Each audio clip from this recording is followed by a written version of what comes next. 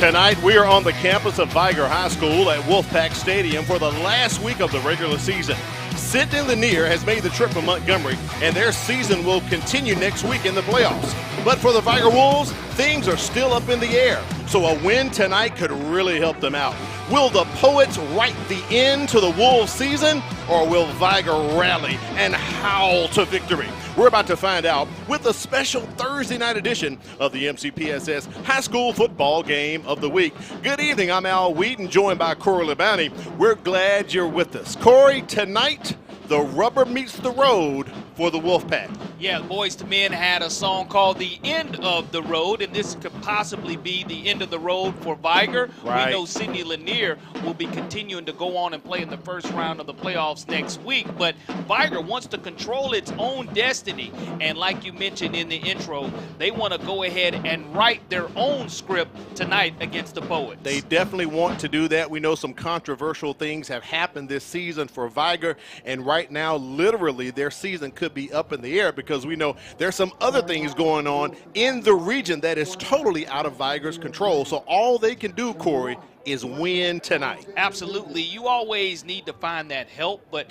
being able to help yourselves is at the foremost front of Marcus Cook, the head coach of the Viger Wolves, and talking to him. He's done a tremendous job establishing this culture and this identity of this Wolfpack team. Wants to go ahead and get that 7th win of the season for Viger. All right, Corey, how can they do it? Let's get into your checklist tonight. What will it take for Viger and Lanir to get a win tonight? For Viger, you must be the most physical team. And if you're the most physical team, where you want to establish yourself, physicality is in the trenches, both offensively and defensively. Penalty poise. You don't want to see those yellow flags come out tonight if you're Marcus Cook, because that means that you've had a great play negated. Special teams play. Viger does not kick the extra point well, and that's something that you want to keep an eye on, and their ability to flip the field with the punting game. Sidney Lanier, on the other hand, they want to limit the explosive plays and the playmakers that Viger has, that being Carlos Benjamin along with Jerry and Graham. They want to try to bottle those explosive plays up. Poetry in motion. What do I mean by that for Sidney Lanier? They want to make sure that they have a balanced attack offensively and defensively, and more importantly, they want to stay healthy because they do have a first-round matchup next week in the 6A playoffs. That's right. All right, Corey, we've been through a lot this season. It's mostly been pretty warm, but I think yesterday or today, it was actually cold. So it actually feels like fall football weather. Let's check in with Kimberly Dunn, our third member of the crew, for the BSN weather forecast. You said it, Al. We are here for the final edition of our regular season play, and we are going to have a great night for weather and for football. We'll be having temperatures in the 50s. Can you believe it? For Mobile, Alabama in the 50s, and ending tonight all the way down at 48 degrees. There's no chance of rain, and that humidity is only in the 30s, getting up to 50%, so not too much to worry about. I don't think that these players could ask for any better playing conditions. And both of these teams are very excited for the final edition of regular season play. They said they're ready to get out on this field, and even though it's a non-region matchup, they're ready to play each other and for some good old-fashioned competition. All right, thank you, Kimberly. We do appreciate that, Corey. And speaking of competition, it's time to get down to the nuts and bolts of the game with your threaded fasteners impact players. For the Viger Wolves, it's going to start with running back number 1, Carlos Green Pants Benjamin. We'll make that Green Pants reference to Carlos Benjamin. The junior running back is explosive once he gets past the line of scrimmage. Offensive and defensive lineman for the Wolfpack, it's Xavier Jackson. He was our Crichton Optimist Club Player of the Week a couple of weeks ago. This young man plays both ways for the Wolfpack.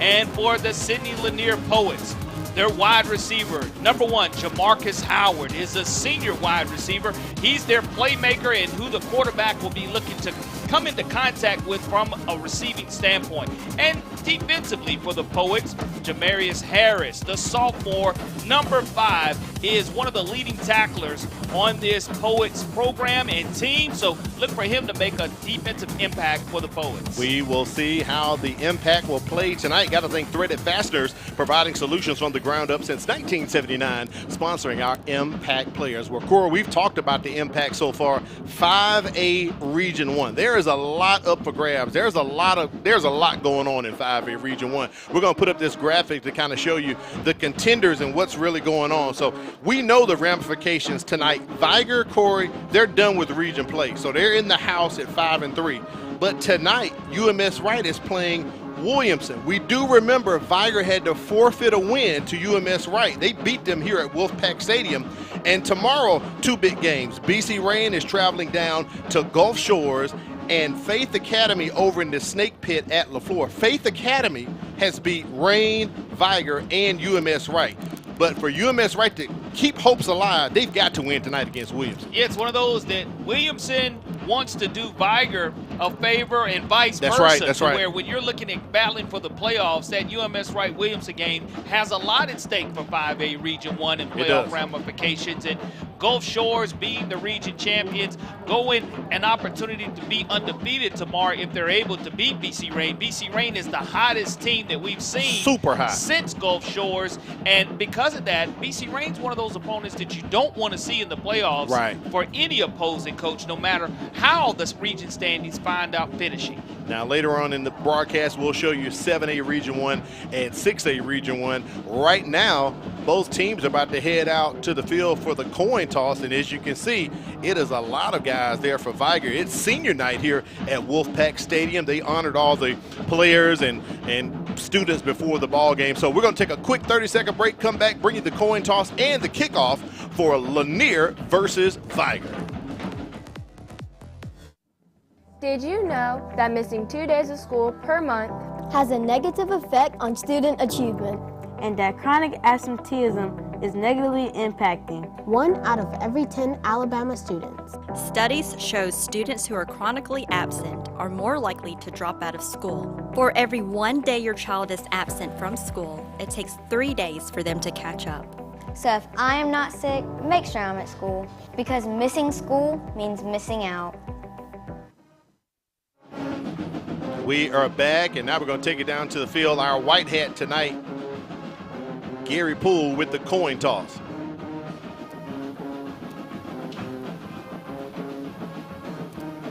He turned it off. White hat is going to turn his mic back on. So Gary Poole turned his mic off, Corey, but Lanier is the guest team, so they'll get the pick. So they're going to decline and defer to the second half. So Viger will get the ball first here as we get ready for kickoff. About 2 minutes out, as you like to say, Corey, from toe meeting leather. Absolutely, toe meeting leather tonight, and what you want to do is pretty much just stay healthy, Al. At the end of the day, you want both of these teams to find a way to step away from this game injury-free, and wherever Viger may fall, whether it's in or out of the playoffs, if they're in, they definitely want to make sure that they stay healthy. Lanier has already secured their position in the 6A playoffs playing Benjamin Russell. All right, we'll take a quick break, come back with the kickoff. Lanier versus Viger headed your way. Special Thursday night edition of the MCPSS High School Football Game of the Week. Mobile County Public Schools completes about $100 million in school construction each year. And we're looking for new contractors and construction vendors to help us ensure that all students are learning in top-notch facilities. Is your company interested in becoming a construction vendor for Mobile County Public Schools so you can bid on these projects? We need contractors, plumbers, HVAC installers, roofers, electricians, painters, and more. Follow these steps to become a vendor. Number 1, complete the vendor application online. Under System, select Business, and then under Resources, click Vendor Online Application. Number 2, enter the vendor portal. Click Apply to agree to the terms and click Save and Next. Number 3, enter your business information as prompted. A tax ID number or social security number will be required to complete the application. At the bottom of each page, click Save and Next. To find out what projects are currently open for bidding, visit mcpss.com/bid invitation. Follow MCPSS Facilities Facebook page and email facilities to receive notifications Complete these easy steps, and your company soon may be part of Team MCPSS.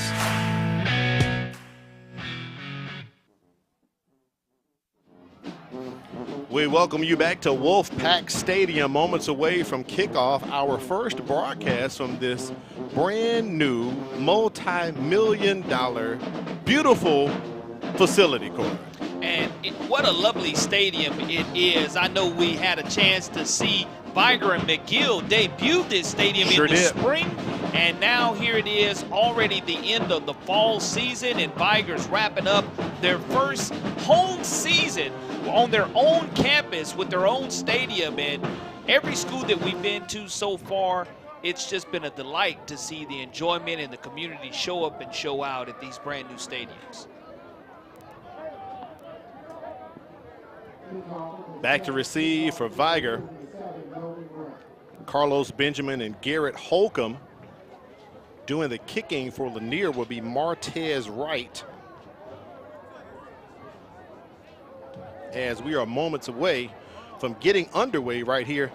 And I'm going to say it, Corey, in the heart of PA. That's where we're located, right on Wilson Avenue. I've got to say, they probably have the best stadium location in town, Corey. Well, when you are in the heart of a community, right on the main street of Wilson Avenue, you couldn't ask for a better placement right here of a stadium, right here off of, like you said, the interstate to our right, I-65. I-165, just to our right. Absolutely, Al. And right here, you can generate excitement for this Wolfpack, this historic Wolfpack program, having somewhere to call home. Waiting for the cue from our white hat, Gary Poole, and we will be underway momentarily. The Viger Wolves marching band, they're getting crunk and lit early tonight on this Thursday night edition of high school football. Glad you're with us. And this is our last regular season broadcast. So, Corey, as you said, like you said, at the end of the road with Boys to Men, and I believe we have our signal here as we're about to get underway.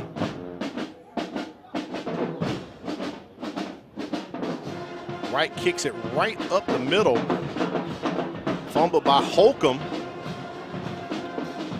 And he's going to be tackled near the 19 or 20-yard line. Take a look at this Viger offense. Starting at quarterback is Jerrion Graham. He's a 51% passer with 6 touchdowns, 4 interceptions, and 4 rushing touchdowns. The Wolves attack best on the ground behind 1,000-yard rusher Carlos Benjamin. He's averaging 9 yards a carry with 15 scores. Out wide, the Wolves will target leading receiver Garrett Holcomb. He averages 15 yards a catch. And the big offensive line averages 278 pounds, led by Georgia commit left tackle Michael DeBose. Also playing on offense, one of our impact players, Xavier Jackson, also known as the enforcer. Viger is plus 15 in the turnover margin. 1st and 10 from the 20 for the Wolves.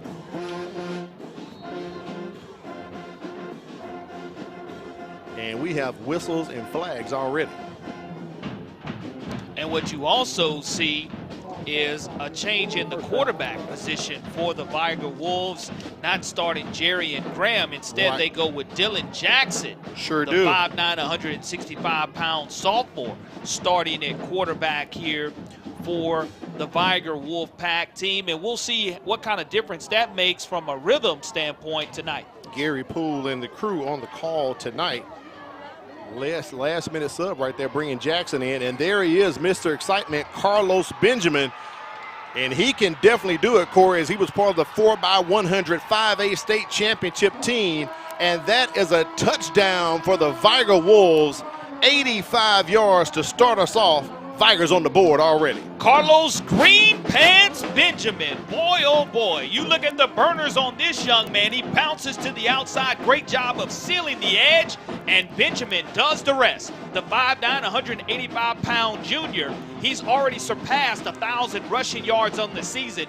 Just accumulated his 16th rushing touchdown. And you can see the speed that this young man has acquired. And why do they call him Green Pants, Al? Because when he was in park ball, he used to wear green pants instead of the regular pants because those are the only ones he could find growing up. And so they just nicknamed him Green Pants, and that name has stuck. And on this green turf field, in his black pants, he goes ahead and turns on the burners for the first score. I love it. 85-yard run by Benjamin. Malik Fremont on for the extra point as the excitement has started here early at Wolfpack Stadium. High snap.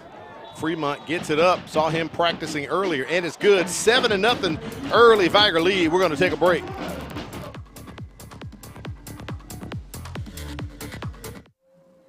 This is a program for any middle school student who's actually behind. This opportunity offers kids a chance to do 2 grades in 1 year. If it wasn't for Star Academy, I would still be in 8th grade and probably still struggling. We are one-on-one. We have small classrooms, and we're able to give students that personal touch, that personal attention. I know I'm coming to see good teachers, good attitude, and also they're here to teach us what we need to learn. Early excitement here in Pritchard as Carlos Benjamin basically, Corey, takes it to the house to start us off tonight. Kudos to the offensive line. Gabrielle Brown, Xavier Jackson, Takarius Tucker, Janari Barnes, and Micah Dubose opening up that offensive line hole for Carlos Greenpants Benjamin. And that's a way to start off your senior night for sure for all the Wolfpack faithful, whether it's the cheerleaders, the band, or the football players, or the auxiliary staff of the ROTC. You love the fact that that was one play, wow, 85 yards, 24 seconds. Back to receive for Lanier, Jamarcus Howard and Terrence Davis waiting this kickoff. So we'll get a look at the Poets offense. A little short kick goes up the middle, taken by Davis, and he's going to be tackled right near the 20-yard line. The Poets will start Jaquez Thompson at quarterback. Thompson is a dual threat guy who has passed for more than 1,500 yards and rushed for nearly 400 yards as he can pass or run it. Speaking of running, junior running back Trey Berry leads the team in rushing, averaging 9 yards a carry. Leading receiver Jamarcus Howard is a deep threat as he averages 18 yards a catch. Up front, the O-line is an experienced group that averages 280 pounds across the front. And again, the Poets come in here a 6A Region 2 opponent, 5-4 overall, 3-3 in Region 2 and 6A play.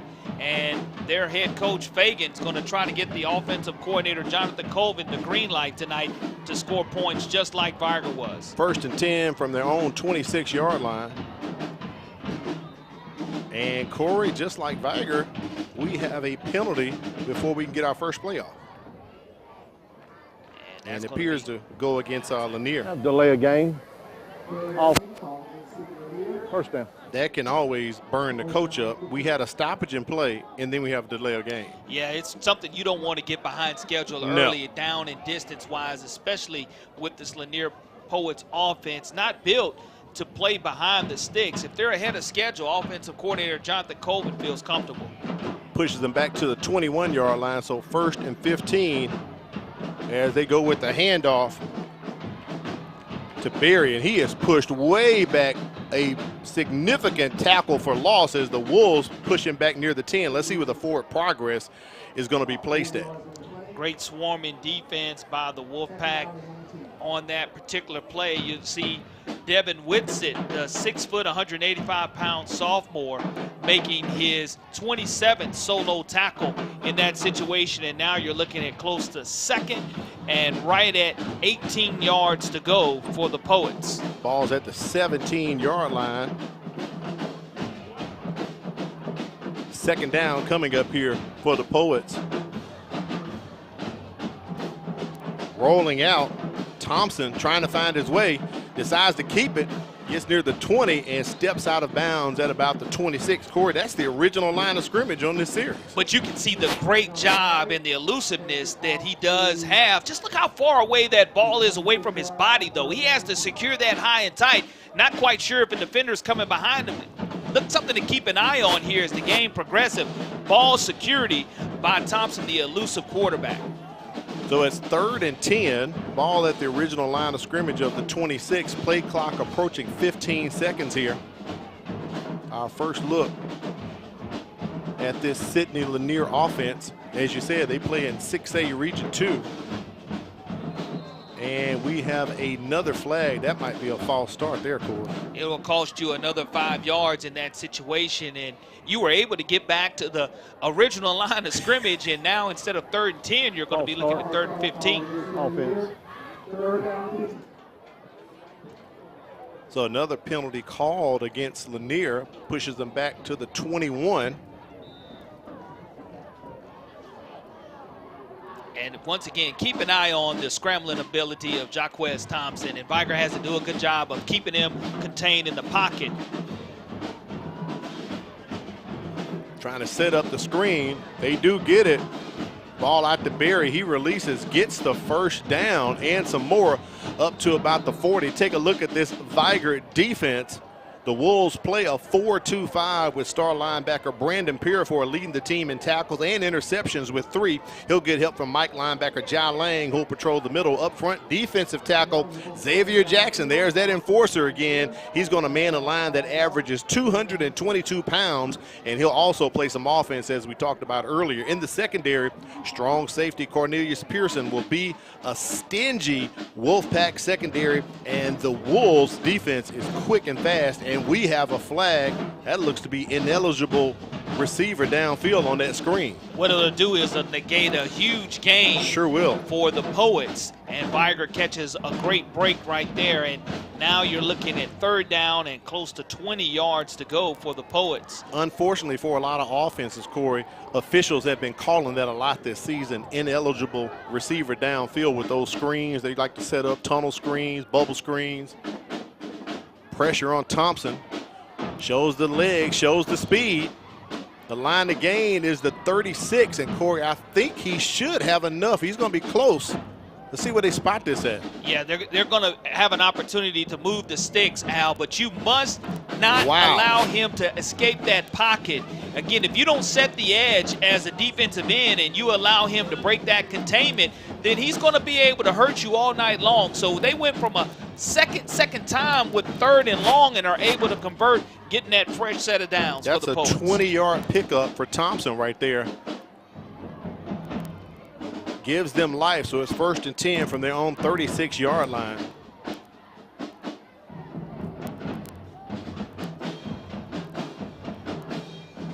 Three-by-one set, but they give the ball. No, they're going to keep it. Thompson yanks it out the belly of his back, plows ahead for about 2 yards. And once again, you do see this Viger defense led by defensive coordinator Montrez Lang. This defense gives up 14.6 points per game this season, and a short gain for the Poets, 2nd and 8 now off of that handoff.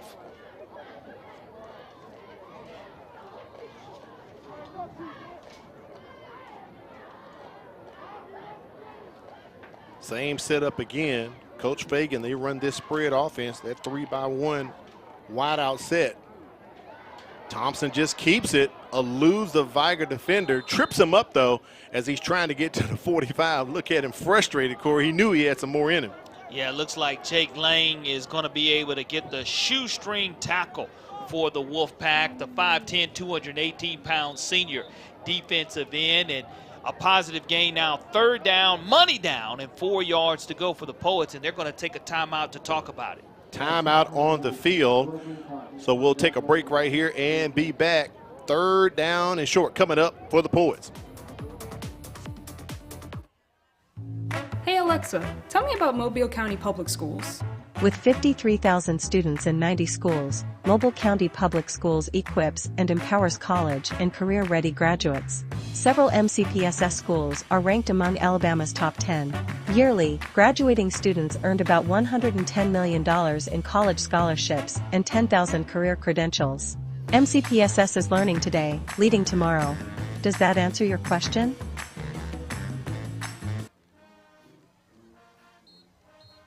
We didn't tell you. Don't say we didn't tell you. This Saturday night before you go to bed, make sure you roll your clocks back 1 hour. Corey Bounty, I know you got a big weekend coming up, and I know you want to enjoy that extra hour, but Corey, you have to actually physically set the clock back an hour. Look, I always forget to do it in the truck because I have one of those old stools that the clock doesn't reset itself. So don't want to cheat myself out of that extra hour for sure. Because, see, I know you got a big weekend coming up, and you want to get the extra hour on the front side. Yes, sir. So you get ready for Monday, you know. Absolutely. Double stack receivers to the bottom here. We'll call this about 3rd and 4 coming up for the Poets. Hand off to Berry, trying to weave his way to the first down marker. He is going to be short as the Wolfpack are going to eat him up. His forward progress now. They're going to give it to him. They may give it. They kind of had a version of their own tush push there. And I believe he got enough off the push. The chain gang's moving, Corey. He did. You look at the second effort. You try to get him up high. You had him wrapped up high, but you see his legs continue to churn, and he's able to spin out of that. Trey Berry does a great job not giving up on the play and is able to get forward momentum enough for the first down. 1st and 10 for the Poets. Ball on their own 47-yard line.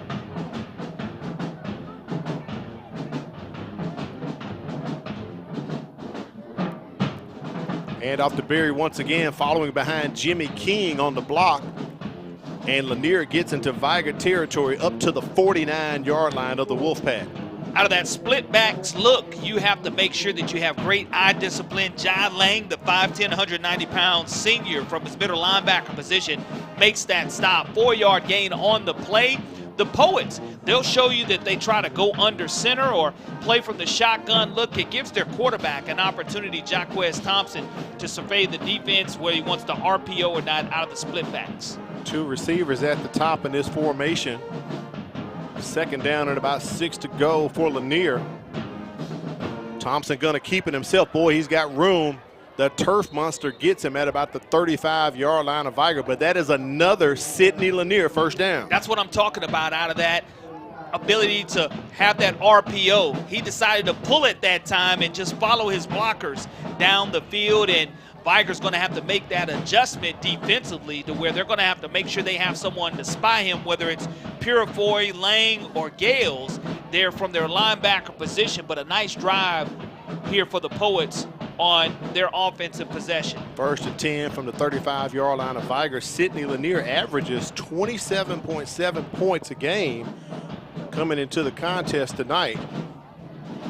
Directly in front of us here atop the press box at Wolfpack Stadium. They give it to King this time. Now he's following behind Berry. Puts up the Derrick Henry stiff arm, and he's thrown out of bounds. Nice game right there by Jimmy King. Brings up 2nd down. And anytime you're getting to the 2nd level, Brandon Coates has to come up from his pre-safety position, the 5'9", 165-pound junior, with the stop. You're hoping that the edge can go ahead and get that push. The defensive end will get that push, not allowing him to bounce outside, so your linebacker can get that tackle for loss behind the line of scrimmage. But a good game for the Poets. Gain of 3 yards for King. Ball at the 32. 2nd down and 7 here for the Poets. Thompson back to pass. Pass is incomplete as he tried to get it out to Keandre Grant. It'll be 3rd down and long coming up here for Lanir. Keandre Grant, the long, lanky wide receiver for the Poets in that situation. A little bit too far thrown, but you can definitely see that these two players have a lot of chemistry. Grant listed at 6'4" for the Poets, so you have jump ball ability there to him on the outside on the perimeter. And think about it, Corey, we are at the halfway point of the first quarter, and Sidney Lanier has had the ball the entire quarter except for 24 seconds when Carlos Benjamin ran off that 85-yard score. 3rd down, pressure on Thompson, pass incomplete. It's going to bring up a 4th down, and Lanier sitting in no man's land. And let's take a look if we're able to see that replay. The pressure and the way the pocket collapsed. You had a lot of pressure up the middle for the Wolfpack. Is you do see him not be able to get comfortable in the pocket, and that's a great way to collapse that pocket and make him very uncomfortable stepping up into it. But you mentioned now the time of possession there for Lanier here. This is 4th down, money down. Viger's defense wants to get off the field. The Poets have converted 12 times this season on 4th down. pitching 37.5%. Let's see if they can do it right here. Trip receivers to the bottom on the near side. Thompson hauls it off, goes to one of those big receivers. Tip drill. It is intercepted by Viger. And trying to take it to the house for the Wolves. And brought down at the 5-yard line. Interception by Viger. Trying to get a number. Looks like maybe Coates there. Brandon Coates, I do believe, number 28. It does look like maybe in the black with the numbers, though. It's kind of hard to tell. I think it's Coates, 28, is going to get credit for that. It is going to be Brandon Coates with the interception. And you look at Coates having that. That's his third interception of the season. The 5'9", 165-pound junior off of the tip drill on 4th down. Now Viger is going to get their first opportunity here to have a chance in the red zone area. As you look earlier, Green Pants was able to run it 85 yards on that first score, which was just one play, and now here it is on the second offensive play, the Wolfpack already in the red zone area. Got a sideline warning. Sideline warning. Coates with that interception, trying to take it to the house. Gives Viger great field position here. Ball being placed just outside, right at the 10-yard line. So 1st and goal here, Corey. Yeah, perfect opportunity here for Viger to capitalize and get points off of this turnover. And we'll see Dylan Jackson see if he's able to get it quickly to Carlos Benjamin, and Benjamin get his second rushing touchdown of the night. They go to Benjamin. He's met just inside of the 10, so it'll bring up 2nd down and goal for the Wolfpack. Jimmy King, the sophomore wheel linebacker, comes up to make the stop for the Poets, but not before you're able to get 1 yard. Now it's going to be 2nd and goal from right at the 9-yard line. And Viger's big offensive line here, you want to run it right behind Micah Dubose, the left tackle. If you're able to get that push, it's going to be behind him.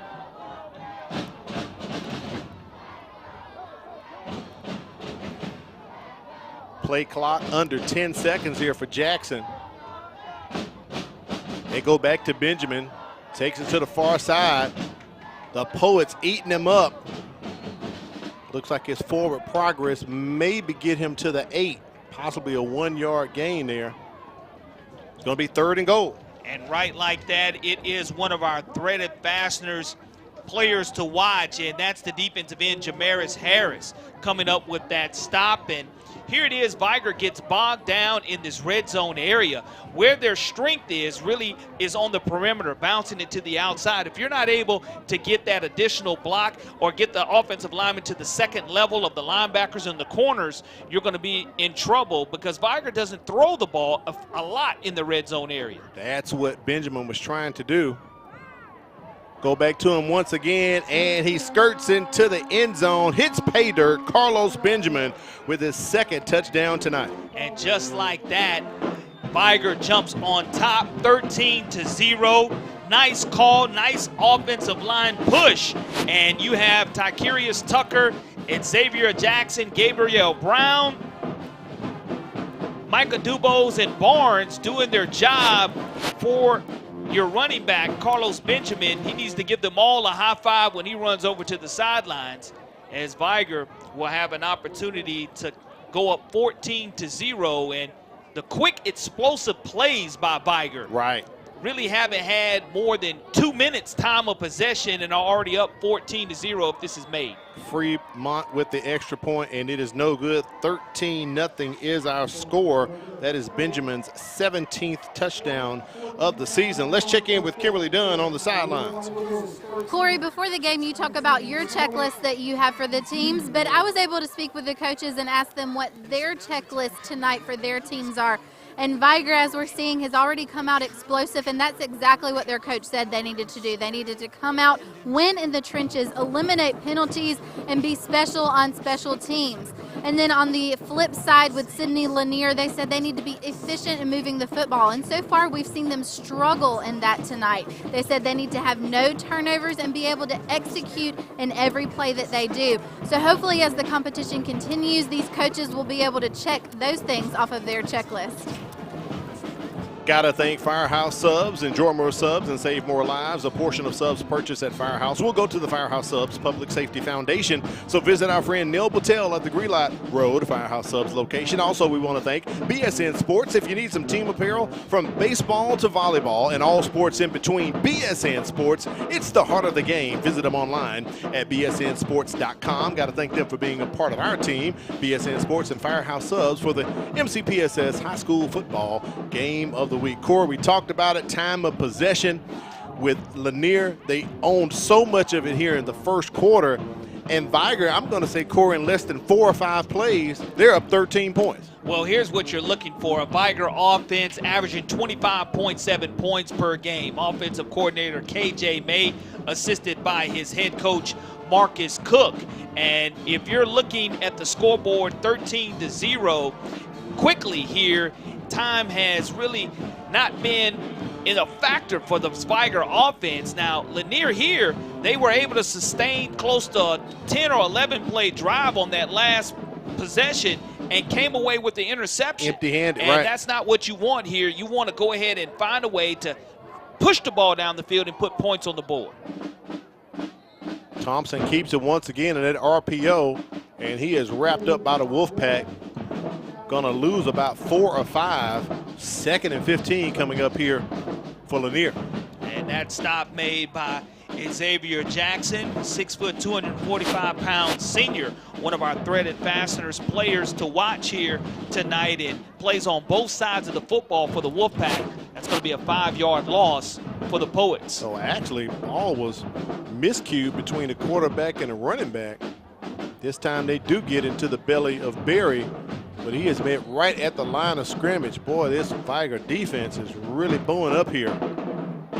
That's what you expect them to do. You expect them not to be able to give up those gut run plays. Anything between the guard and tackle, you don't want to see them be able to give that. You want to make Lanir bounce everything to the outside and make the quarterback not feel comfortable in the pocket. 3rd down and 12 coming up here for Lanir. Thompson has time. Just going to take it right up the middle. We talked about him being a dual threat guy. The line of gain is the 30, and I believe he is right at the stick, Corey. Great job once again of this quarterback, showing you once he gets outside of the pocket, Jaquez Thompson, what he can present problems for you defensively. His speed is what is of the essence, and it is going to be enough, looks like, for that 1st down, Al. But one thing that you must do, again, you must secure that football, because when he's rushing, I guarantee sometime in this contest that ball is going to be hit from behind, and we're going to see a fumble on the play that may be costly for the Poets after they have a great drive going. 1st and 10, ball at the 30-yard line of Lanir. Empty set, Berry goes into motion. Pass is caught. I thought it was bobbled there, but caught by Jamarcus Howard. That was close to being picked off. Xavier Jackson with the stop, and you look at the timing of that. Anytime you have a bobble, you know that the timing is disrupted, but you were able to gain 1 yard on that play. 2nd down and 9 for Lanir. There's a shot of Howard, one of our threaded fasteners impact players tonight. 2nd and 9 coming up. Lanir dresses out 34 players, Corey. Only 34 on the squad, 18 seniors. They return 4 on offense and 1 on defense. Thompson going deep. Pass is incomplete. Tried to hook up with Howard. He's their leading receiver. Going to bring up 3rd down and 9. And what you have to do, you have to keep that ball in play and allow your 6'4" wide receiver with an opportunity to go up there and high point the football. It doesn't do any good to throw it out of bounds, and he wishes he had that throw back. But it's another situation to where it's a money down. 3rd and 9, we've seen Viger be in this situation 4 or 5 times already tonight in this contest. Thompson looking to his left, going back up top again. overthrows Howard. It'll bring up 4th down. And I believe we're going to see our first punt tonight from the Poets.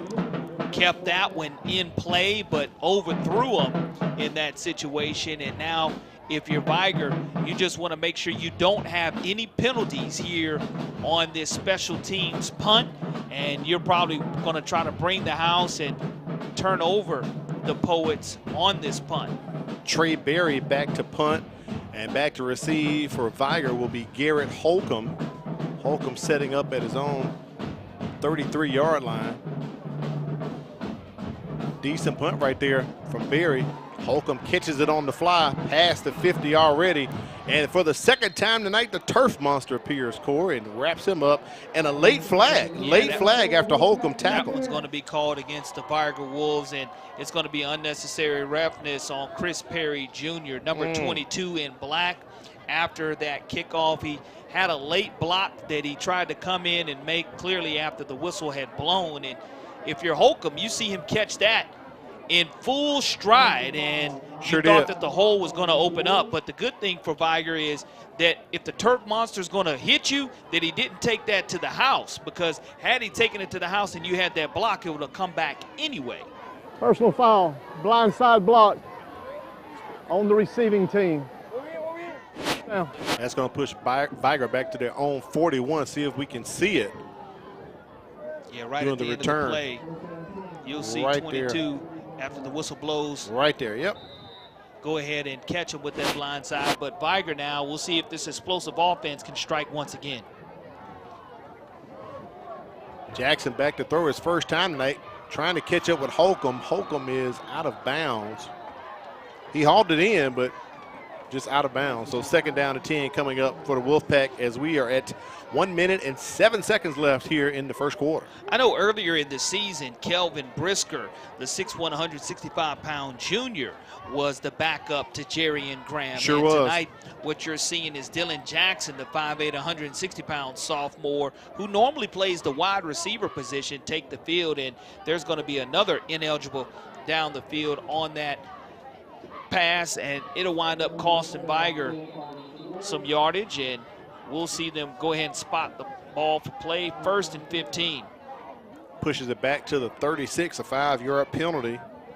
A late Viger Wolves player now comes out. One of the linemen heads out. So 1st and 15, as you said, Corey. Ball at the 36-yard line of Viger.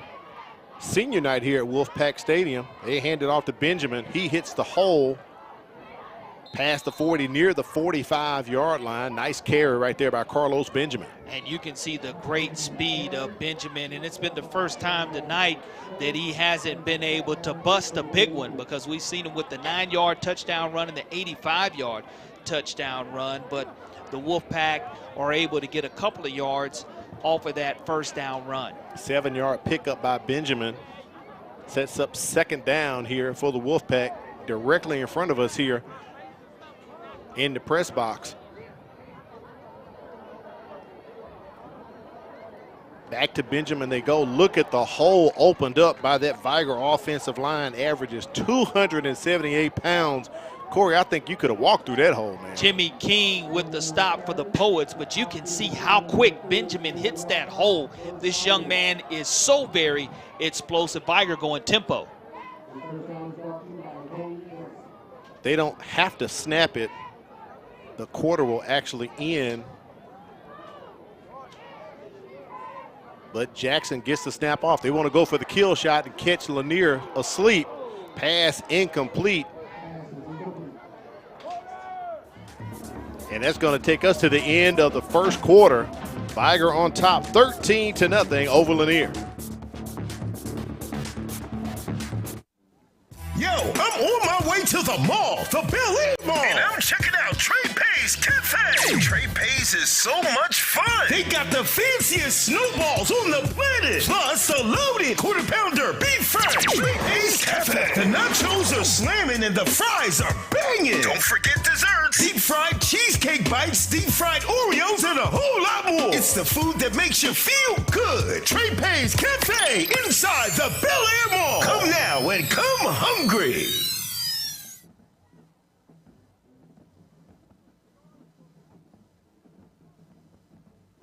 At Mobile County Public Schools, follow us on Facebook, Instagram, and X, formerly known as Twitter. Mobile County Public Schools. We are learning today, leading tomorrow. Leading right now, it's the Viger Wolves, 13-0 as we go into the second quarter. First quarter, basically time of possession owned by Lanir, Corey, and Viger struck with just a couple of plays. Matter of fact, they struck on the first play from scrimmage tonight, 85-yard run by Carlos Benjamin. But what you don't have is the opportunity to have points on the board. If you're Coach Fagan and Sidney Lanier, you're like, man, I know that we have dominated time of possession, but the explosive ability of this Viger offense is something they wanted to limit, weren't able to do so, and now you're looking at a 2nd and 10 for the Wolfpack as we get ready to start the second quarter of action.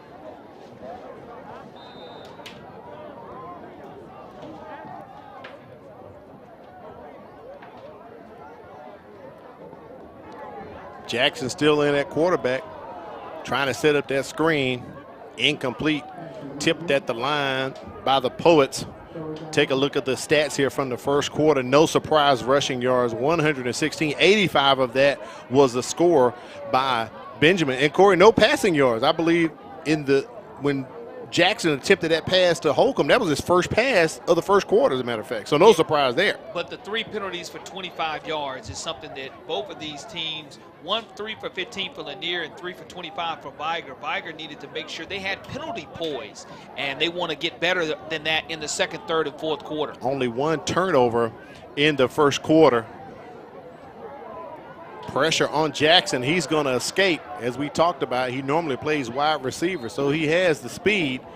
Gets a lot of it, but not enough for the first down, so it's going to be 4th and short coming up here for the Wolves. Go ahead and roll the dice right here if you're the Viger Wolves, because you can either decide to pin them deep into their own territory, but with the explosive offense that you have on the field and trusting your offensive line here, looking at about a 4th and close to 3 yards to go. If you're the Poets, you don't want them to get this bouncing to the outside. You want to make them cut it back into the middle, because that's the worst thing that can happen is this speed hit the perimeter. Vigers converted 11 times this season on 4th down. See if they can make it the 12th time. Handoff, and let's see if that's going to be enough. If it will, Darius Washington with the carry. It's going to be close to the line to gain, I believe was the 33, Corey. The bigger back for the Wolfpack, and they are going to, looks like they are going to mark it as a first and move the sticks. First down. The ball being right at the 33-yard line of the Poets, and Viger here will have an opportunity. I would like to see Dylan Jackson we saw him step back and throw a couple that weren't converted, but try to find a way to let him read this defense, or they're going to keep it with green pants, Carlos Benjamin, with the speed as well. They go to Benjamin right there. He follows behind his blocker. Washington hits the hole. That's about an 8, maybe 9-yard, about 7-yard pickup there for Benjamin. 2nd and short in front of the sticks this time, the Wolfpack. And Micah DuBose, the 6'5", 300-pound junior offensive lineman, verbally committed to the Georgia Bulldogs. You can see why he's a 5-star lineman, and that's a perfect place to try to duck and dodge behind and run behind on that left side of that offensive line. 2nd down and a long 2 yards to go. Ball right at the 25-yard line of Lanir. Jackson back to pass. Kind of sides on that one and gets it complete to his big receiver, Michael Leland. A name we haven't called too many times. We've had Viger on twice this season, Corey. That's only his 4th reception of the season. And now the 6'2", 160-pound sophomore is going to try to get the Wolfpack in the red zone area, but not before we see that penalty flag come out at the 25-yard line. Looks like they're going to bring this one back. As Lee Corso says, not so fast, my friend. And Corey, that has been the tale of tonight. Ineligible receiver downfield pushes Viger back to the 30-yard line. So about 2nd and 8 coming up here for the Wolfpack. Those penalties continue to eat up both teams' ineligible receiver. Well, we'll see if Jackson has confidence over that completed pass. Time for Jackson, plenty of time. And he gets it completed. Out into the red zone, goes back to Lanier. He tried it for the second time, and it looks like it worked. I love the fact that you go right back to it. You show the confidence that you have in Dylan Jackson, the sophomore quarterback. Great quarterback call there, and offensive coordinators dialed that one up perfectly, and now you're in the red zone area, 1st and goal from the 8-yard line. 22-yard reception from Jackson to Lanier. What do you say, Corey? It's green pants time. Carlos Benjamin swings it out wide, trying to make the corner. 1, 2 flags come in. I think we know what that call is going to be. Right there holding on the left end of that run, and green pants would have gone ahead and run around the left end without you holding because of the speed he has, but you make it easy for the officials to go ahead and throw that penalty flag. It's going to be a holding against Viger.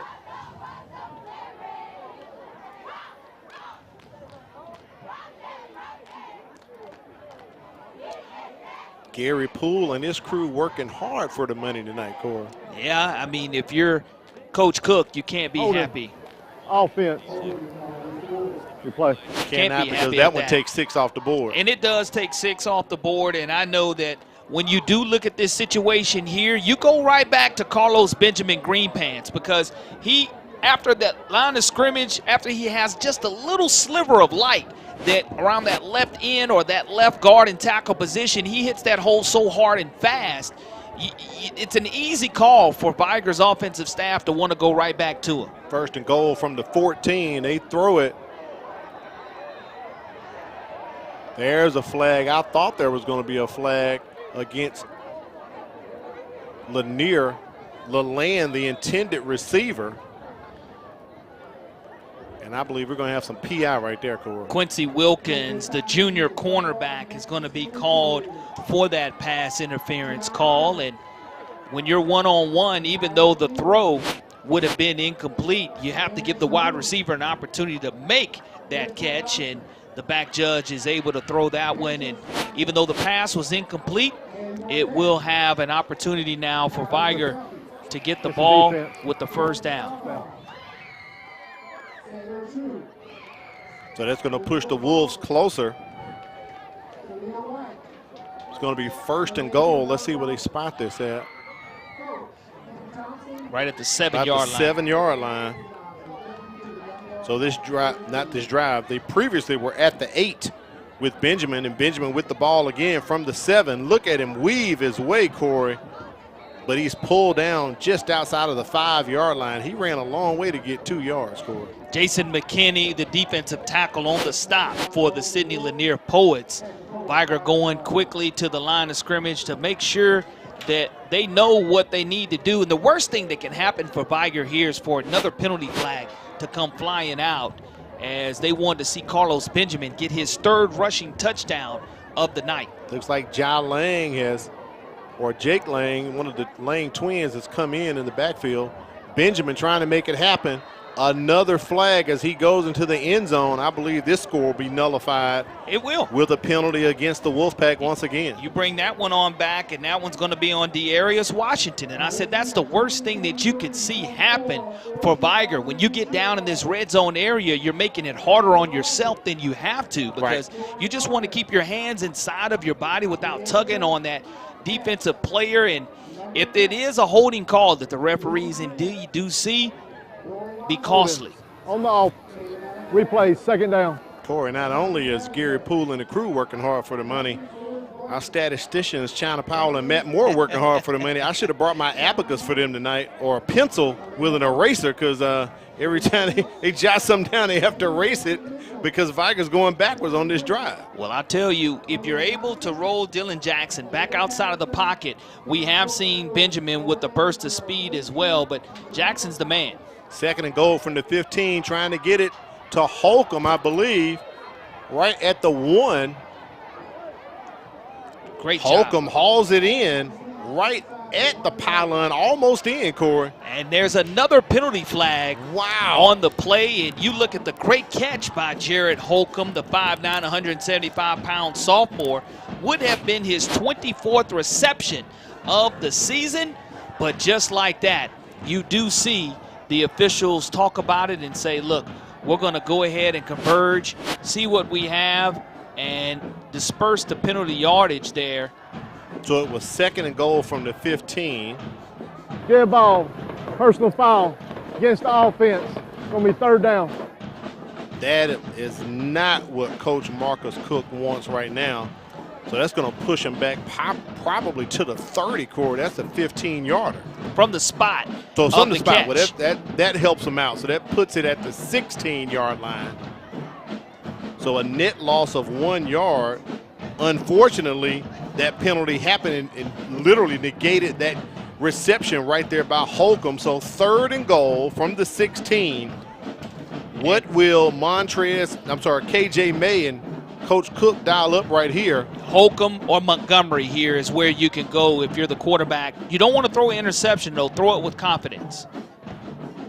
Holcomb in motion on the jet sweep, trying to make it happen by himself. Gets up to the 10. He's going to bring up 4th down and goal here for the Wolfpack. Well, now as you do have this 4th down and goal-to-go situation, we saw Carlos Greenpants Benjamin bust one right up the left guard and tackle position on the 9-yard run earlier. I don't think Lanir will give that up again. And you have this far boundary, which is toward Viger's sideline, to work with. The entire field, you can roll it to the right and throw back to your left. Ball's on the 9-yard line, 4th and 9 for Viger. They're going for it. Jackson zips it up the middle, intercepted by the Poets. It would have been ball over on downs anyway if they hadn't converted, but pass is intercepted. Great job of stepping underneath Kendarius Reynolds. And he right comes here, away with the interception and just is sitting there waiting for it to hit him. The 6'3" linebacker just sits down and hits him right in his hands, and that's the essential same thing as a punt. If it was 0-0, you probably would have more concern, but Coach Cook can't be happy that touchdown was taken off the board twice due to holding and one personal foul called, and now the Poets will take over, and we'll see if Viger is able to take advantage of this field position and not allow Lanir to get a 1st down. 1st and 10 for the Poets from their own 13-yard line. With the run, Trey Berry tackled out of bounds. Brings up 2nd down. And I will say this about Trey Berry, the 5'11" running back has a lot of upper body strength to where if you're going to tackle him, you're going to have to cut his feet from under him. And you look at now, no gain on that play. Viger just has to make sure that they continue to spy Jaquez Thompson, because if they don't, and he gets out of the side of that pocket, we saw Carlos Benjamin with the exceptional speed. He has exceptional speed from the quarterback position as well. We have seen him do it several times tonight. Play action.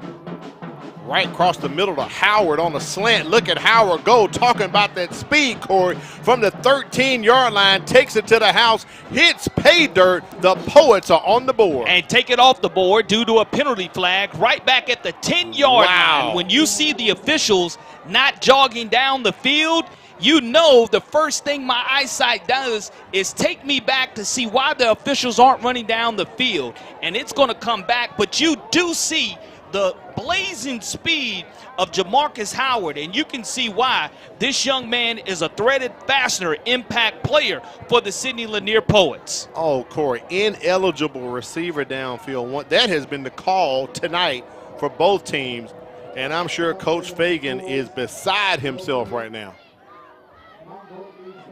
One of those that you do, if you're Viger, you're like, okay, we're going to make the defensive adjustments. Defensive coordinator Montrez Lang is going to make sure that that doesn't happen again. That wipes off an 87-yard score for the Poets. And what you do is you talk about momentum, and those are drive killers to where you see the speed that they possess from Thompson to Howard, the two most explosive players on the field for the Poets, hooked up, and Viger's going to have to make those adjustments. It's not often that you see Viger be outrun in the secondary. Yes, that's and right. He absolutely just took the baton and went with it.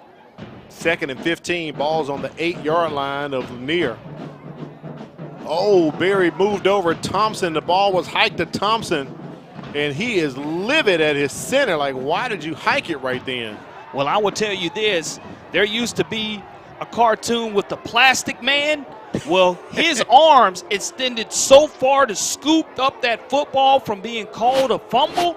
It's amazing there. As he told Berry to move to the left, the snap came. Great camera work right there by our crew.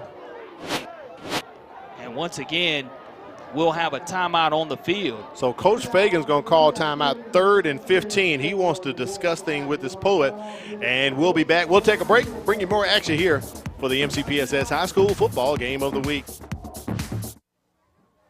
Thank you. You're welcome.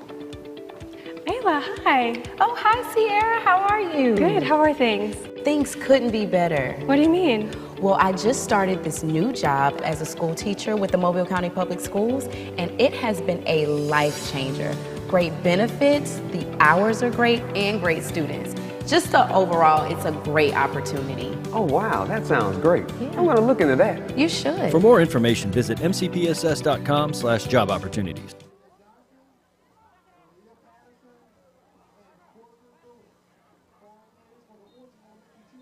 And this year, we have our teachers aiming for excellence. Al Whedon, Coralie Bounty on the sidelines. Kimberly Dunn bringing you the action for our special Thursday edition of the MCPSS High School Football Game of the Week. Corey, we were discussing off mic.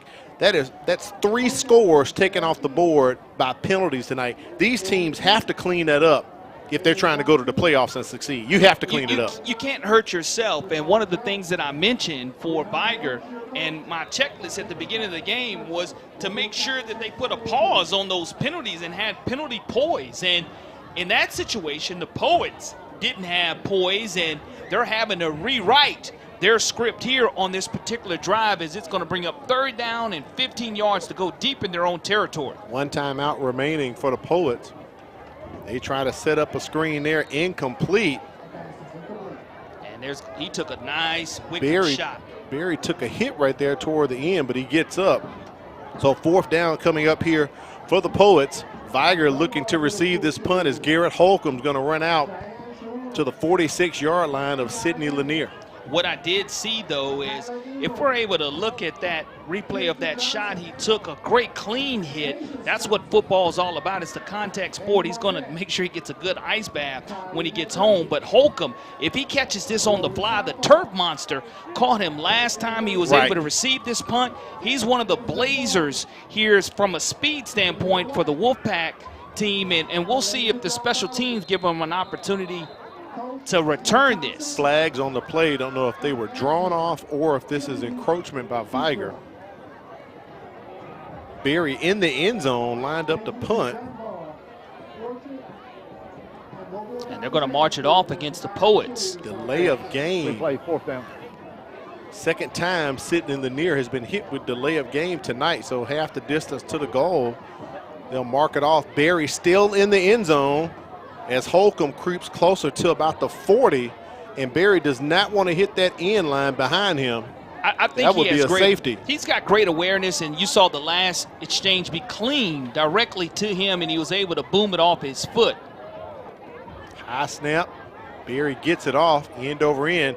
And you saw Holcomb call for the fair catch. Very smart. Viger has great field position coming up, Corey. Ball's on the 30-yard line as they're going to try to get a do-over here. That last drive, they shot themselves in the foot twice. Don't forget, coming up at halftime, the Chick-fil-A Halftime Trivia Challenge, our last one of the season, as the Cow will go move for the last time this season for us. Kimberly Dunn will try to get a winner during halftime for the Chick-fil-A Halftime Trivia Challenge. If you're Viger, you want to eliminate all penalties on this drive. You want to go ahead and put 6 points on the board, and what better way to do that than with Carlos Green Pants Benjamin in the backfield being able to show you what he's made of.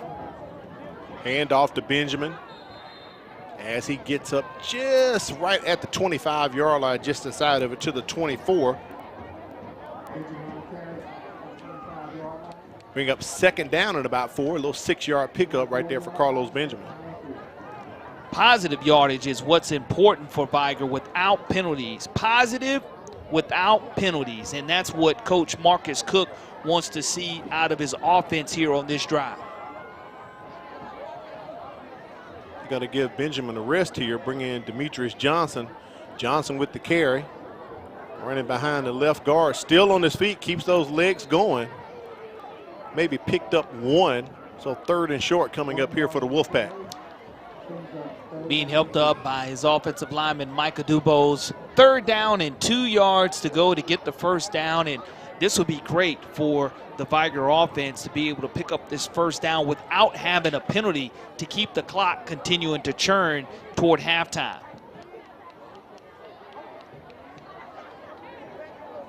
Jackson looks to the sideline.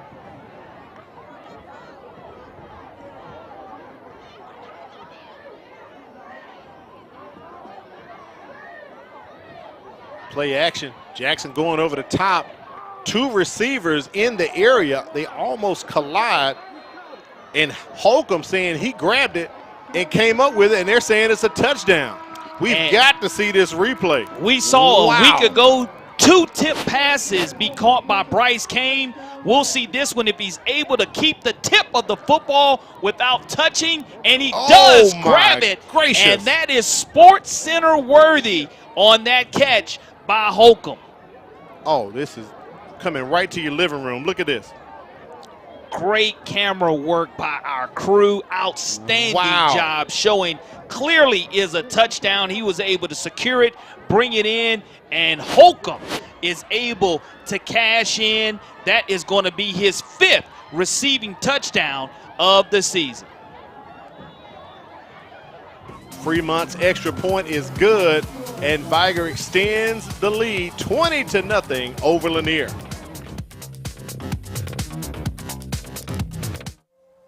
Do you feel alone, overwhelmed, or helpless? There's hope. There's help. Call or text 988. You don't have to face your crisis alone. If you need a safe space to talk with a trusted adult for support, reach out to your school counselor. Do you need help to make it through everyday struggles? Do you need someone to talk to? Call or text 988. Your social emotional wellness is worth it. Remember, there's hope, there's help.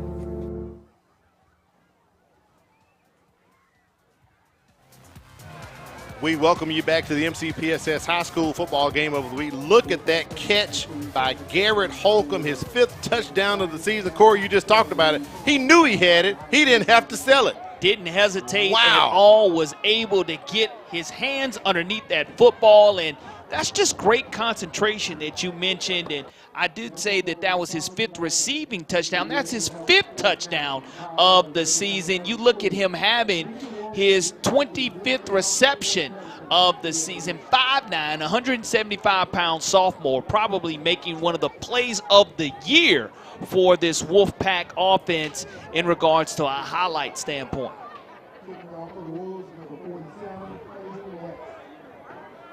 Back to receive for Sidney Lanier.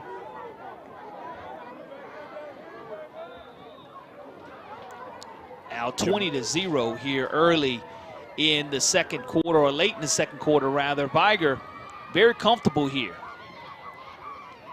Kick goes to Trey Berry as he served as one of the up guys. He fumbled it. And he fumbled. The ball is out. Viger saying they have it. If that's the case, that would be Lanier's 2nd turnover tonight. And they're not wrestling for it under there. They're just trying to see who's going to come out with it. And the signal is Viger's ball right there in front of us on the far side. So that would be Lanier's 2nd turnover tonight. Well, I love the fact that you do have an opportunity for Viger now to put points on the board and try to break the Poets back. And you look at that turnover here, Viger threw that tip interception, and now that no points off of that turnover that the Poets were able to secure, Viger trying to go ahead and get their points off of turnovers here in the first half. And just like that, Corey, I got to flip my flip chart back to Viger's offense. 1st and 10. Holcomb on the jet sweep, just scored. trying to do it again, picks up the first down, gets up to near the 30-yard line. They'll spot it on the 31. Nice run right there by Garrett Holcomb. The second time we've seen the speed sweep by Holcomb, and when you're a relay champion in the state, you want to find ways to demonstrate how much speed you do have, and him being part of that relay championship team 1 year ago, he's one of the burners that Viger does have out on the field. 1st and 10, ball on the 31-yard line of the Poets. Fumble. The ball is out, and it's going to be recovered by the young man who got the interception earlier. Kendarius Reynolds hops on top of that fumble. I believe Demetrius Johnson was on the carry. Outstanding job. Viger returns the favor back to Lanier. That's their second turnover tonight. Lanier didn't want to give up on the play, and you look at a positive gain, and he had the ball high and tight, but as he was going down, the can opener drill is to perfection. And when you have the can opener drill ripped to perfection, Jimmy King is able to strip the football away, and no harm, no foul there for the Wolfpack. They giveth and they taketh away at the same time. And I flippeth the chart back over, Corey LeBounty. Reynolds with his second turnover recovery tonight, had an interception, and right there with a fumble recovery. So he's Johnny on the spot for the Poets. 1st and 10 for them. Ball at the 20. Incomplete, brings up 2nd down. And sitting right on top of that route, Tyree Durgan, the 5'11", 170-pound senior, had an opportunity maybe to get a pick six, as he did a great job of making sure he kept his eyes on the backfield, on the quarterback, Thompson, and was almost able to come away with the interception. And now because of the incomplete pass, 2nd and 10 now for the Sidney Lanier Poets. Approaching 3 minutes left here in the first half. Trip receivers to the top. We've seen Thompson's arm tonight. Pressure on him. He's going to be sacked inside of the 10 as the Wolfpacks gather around him and take him down. Great job by the Wolfpack. And Devin Whitsitt, the 6', 185-pound sophomore, along with Gregory Crosby, coming up and making that stop for the Wolfpack. And that's huge in regards to tackle for loss now. 3rd down and long, money down. Lanier almost in the same position it was moments ago before they had to punt the football away. Ball at the 8-yard line. 1 timeout remains for Coach Fagan and the Poets.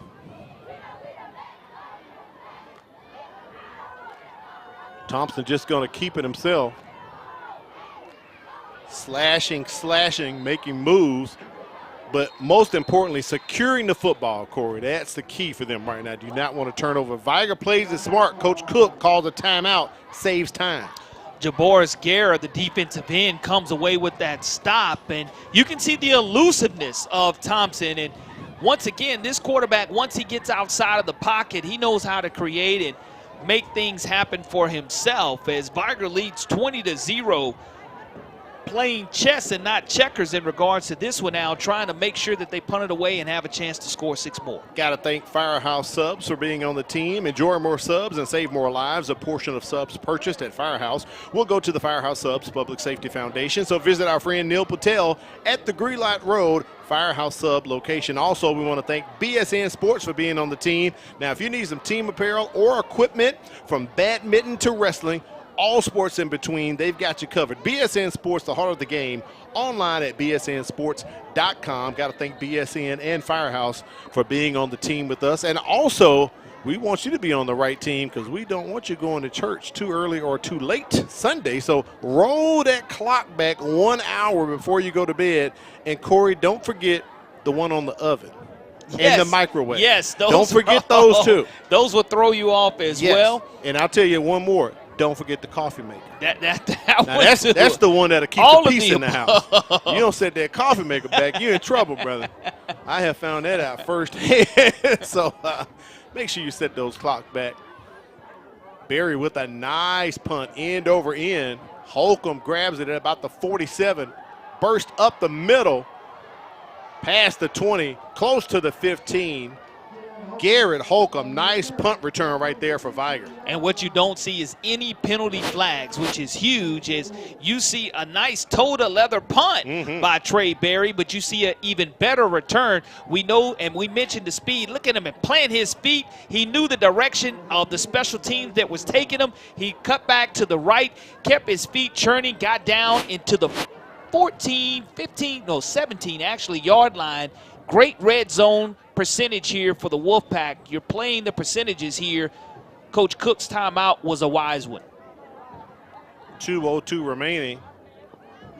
Hand off to Benjamin. He was out that previous series as he comes in. And the scrum is going to push forward inside of the 10. Great job of the offensive line, allowing him an opportunity to get positive yardage, but as soon as he gets past the line of scrimmage, he runs with low pad level, and because of it, he's just hard to bring down. He shows his strength being in the weight room, 2nd down and 1 yard to go, the ball being right at the 7-yard line. Inside of 90 seconds remaining in the first half. Back to Benjamin they go. Had a hole, tried to cut back. The turf monster got a piece of him, and he falls down. I think he has enough for the first down, so it'll be 1st and goal coming up here for Viger. He's coming out of the game as well, as we're winding the clock here, close to 1 minute remaining in the second quarter of action. And what you would love to see is make sure the Wolfpack don't commit any penalties inside this red zone area on a holding for sure, but score 6 before the half. 1st and goal from the 6. Nice, powerful run right there from Dearius Washington, and he scores on the 6-yard run. That is his 3rd rushing touchdown of the season, his 20th rush, and that's a great way to find the end zone for the Wolfpack before the half, and that's exactly what Coach Cook wanted by calling that timeout and forcing Lanir to punt. And his offensive team is able to answer with 6 more points on the board. And here's where Viger wants to continue to improve on special teams opportunities, because that's going to be critical if they're able to make a postseason push. Right. Those 1-point games or those lack of kickers in the special teams area can hurt you. Extra point is up and good. Viger extends that lead by 7 more. 27-0 is our score.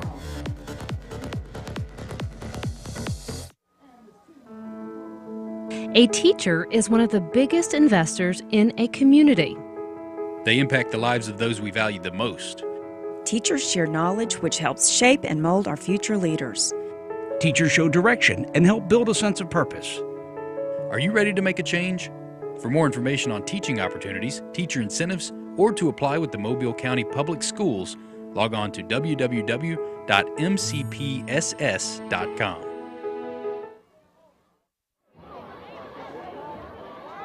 For our executive director, Quentin Howard, Director Wade Ford, and the man who saved it for us today, engineer Fran Conway. Corey, he came in, performed some magic on our monitor so we can watch the ball game. We want to thank you for joining us tonight for this special Thursday night edition of the MCPSS High School Football Game of the Week. Look at the cheerleaders from some of the elementary schools in the area coming out to support the Wolfpack tonight, having a great time. Look at the girls there. And that's what it's all about. You have the band, you have the cheerleaders, you have the ROTC and the football program all actively involved tonight. Right up the middle, Berry tosses it back to Howard. Howard with the return up to the 40. Gets past the midfield stripe, pushed out of bounds. So they'll be in Wolfpack territory as we are under 45 seconds remaining here in the first half. A first half pretty much handled by Viger tonight. I will say that, and the fact that there is tremendous speed on this field. Yes, sir. And Lanir has Jaquez Thompson, their quarterback, along with Jamarcus Howard. You just saw him with the football. And, of course, Viger has Carlos Greenpants Benjamin. Jarian Graham, we haven't seen him touch the field tonight for the Wolfpack, but we have seen Jarrett Holcomb, the wide receiver, on the team for Viger, have a lot of speed, but Lanir would like to get a little momentum going here before the half and put points on the board. And we even saw a pass intended for Kelvin Brisker, who normally plays backup quarterback, Corey. We've seen Brisker out on the field tonight as well. But I do see Graham down on the field with his helmet. Just has not played yet tonight. Run right here by the Poets. And the rugby scrum returns. You got to get them down. I mean, the referees, as long as the pile is continuing to move forward, what we have seen in high school football and college and NFL is somebody bounce out of that pile as they continue to keep the legs churning, but enough to get a first down and a fresh set of downs for the Poets. Stops the clock momentarily. Now the clock back going as our whitehead Gary Poole is saying stop. Oh, the reason why Coach Fagan burned his last time out, so he stops it at 17.8 seconds remaining here in the first half. Don't forget, halftime, we'll listen to the Viger marching band as well as the Chick-fil-A halftime trivia challenge as Kimberly Dunn tries to get our last winner of the season with their trivia question with Chick-fil-A. So stick around for all of that. It's a brisk night here at Wolfpack Stadium, Corey, but great weather. Yeah, the page has turned over from Halloween in the end of October to the beginning of November, which signifies not only the beginning of your winter sports in the AHSAA, right, but also the playoffs getting ready to start next week here as these teams are vying for the Super 7 in Tuscaloosa, Alabama this year. And we know the last team to win a state championship here for the Mobile County Public School System was these Viger Wolves back in 2020. First down and 10 for the Poets. Ball at the 38-yard line. Thompson has time. Just going to keep it outside of the hash, outside the numbers, gets out of bounds. Let's see where they spot him at. It should be enough for another first down. They're moving the chain gang. 7.9 seconds remaining. I know Coach Cook wants to preserve this shutout here in the first half. Thompson looking, keeping his eyes down the field, sees that there's nothing there, takes a glance back at the clock to make sure that he could step out of bounds in time for the Poets to have one more opportunity here with the 7.9 seconds remaining in the second quarter of action. And that's enough time for Thompson to scramble outside of the pocket, maybe a 2-for-1, but go to the end zone to your big 6'4" wide receiver here. Very important you say that, Corey, because Lanier will be receiving the second half kickoff. No flag. That flag does come out. I believe that might be holding against Viger. 1.8 seconds remain. He was trying to connect with the receiver on the slant, but you could see some jersey and some hand there. The ball was spotted, the line of scrimmage right around the 26-yard line, so you get that PI call. It'll give you an opportunity here with at least 1.8 seconds remaining to show pass interference, the versatility. Gonna be a first down. And it will be that automatic first, but what you don't want to give is Jaquez Thompson an opportunity in the red zone area, the ball being spotted right around the, looks like the 13-yard line. 13 or 12 maybe. Yeah, we'll call it the 13-yard line. And because he's at the 13-yard line, you want to keep him contained too, because he bounces to the outside and has those big wide receivers to throw a jump ball to also. Appears to be the last play of the first half. Thompson right across the middle, out of the hands of Cordez Arrington, and you can hear the horn go off, signaling the end of the first half, and quite an interesting first half. Look at the replay right there. He had Arrington on the slant, Corey. Had what he wanted, just put a little bit too much mustard on that hot dog, and it comes up incomplete as we have our score going into halftime favoring the Viger Wolves. And because of that, that's the type of momentum that Coach Cook wants. I know he'll talk about cleaning up the things penalty-wise at halftime and playing a clean second half for sure. Let's take it down to Kimberly Dunn. She is with Marcus Cook. Coach Cook, your team has had several explosive plays tonight, starting out with a touchdown at the 24 seconds into the game, and then we just had another one with only 54 seconds. How do you feel like your team's going to be able to maintain that momentum and that explosiveness throughout the rest of the competition? Job's not done. We got to go out and finish. Play Viger football all the way to the end. Decent first half, but still too many penalties. Should be more points on the board. We just got to play Viger football. And seeing how this Sidney Lanier team is responding and how they're playing tonight, what adjustments are you going to make with your team in order to come out and even compete better? We got to control what we can control. We got to play better football with us. The only people that can beat us is us. All right, Coach, I'll let you get with your team. Thank you so much. All right, thank you. Thank you, Kimberly. We do appreciate that. It is halftime. Vigor's on top 27-0. But also, Corey, it's halftime. We need to hear the band, so let's take it down to the field and listen to the Marching Wolves of Viger High School. Ladies and gentlemen, are you ready? Represent the city of PA, the city of champions. Are you ready for the drink, the style, the flavor, the band that puts on every other band's mind to come with it? Show your love for the CF Viger High School Marching Band from Wolfpack Land. The band is next. At the flat, roll you out of your seat to a fan title. Secret Garden. It's around town.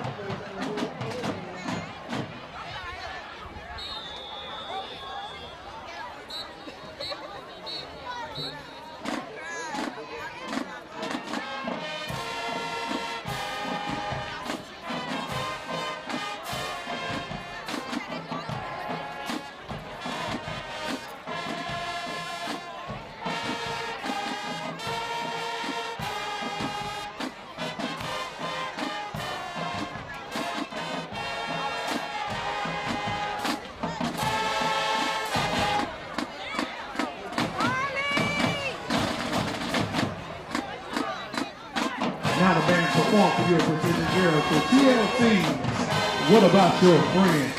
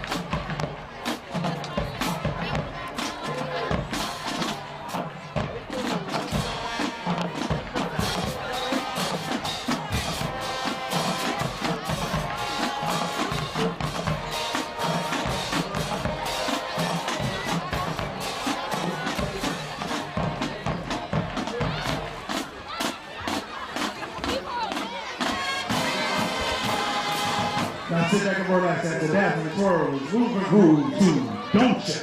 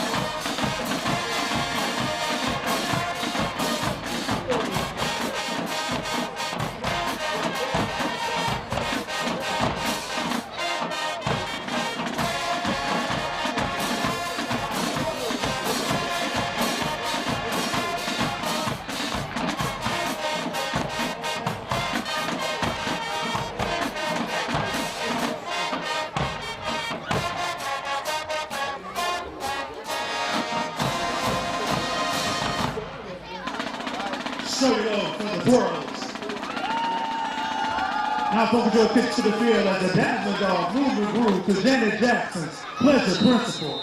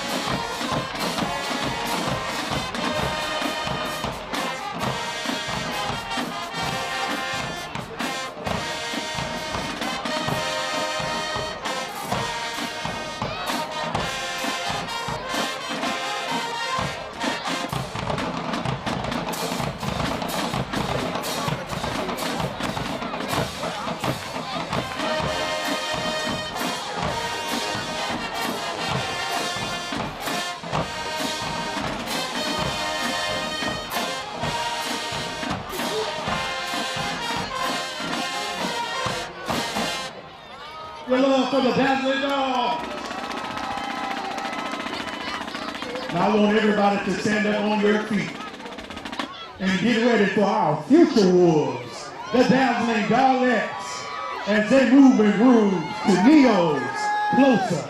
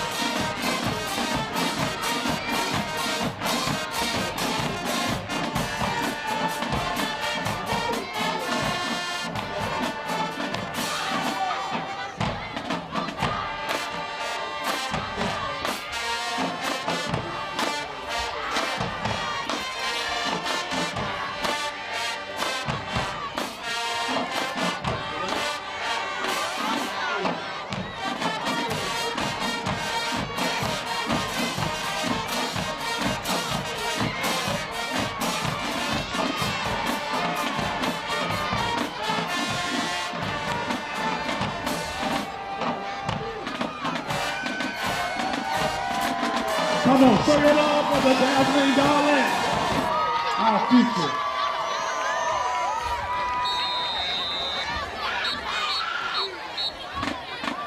We have another treat for you. Now coming to the field, our students from Callaway Smith Middle School, Chensang Middle School, and Mobile County Training School. They're gonna join us and move and groove with the Wolfpack Band. All my line dancers, stand up on your feet.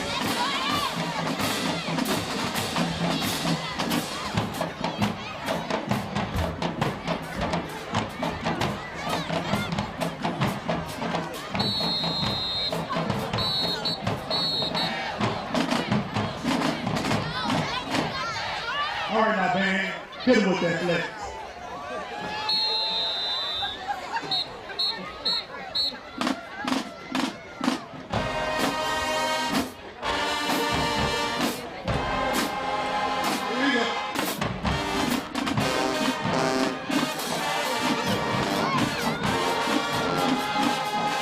Everybody, here we go. Right foot, slide, left foot, slide. Right foot, left foot, now turn. Right foot, left foot, now turn. Come on, sled. Come on, sled. And back it up, now turn. Right foot, and slide, left foot, slide. Right foot, left foot, now turn. Right foot, left foot, now turn. Come on, sled. Everybody, let's sled. Here we go. Bring it with that sound. 1, 2.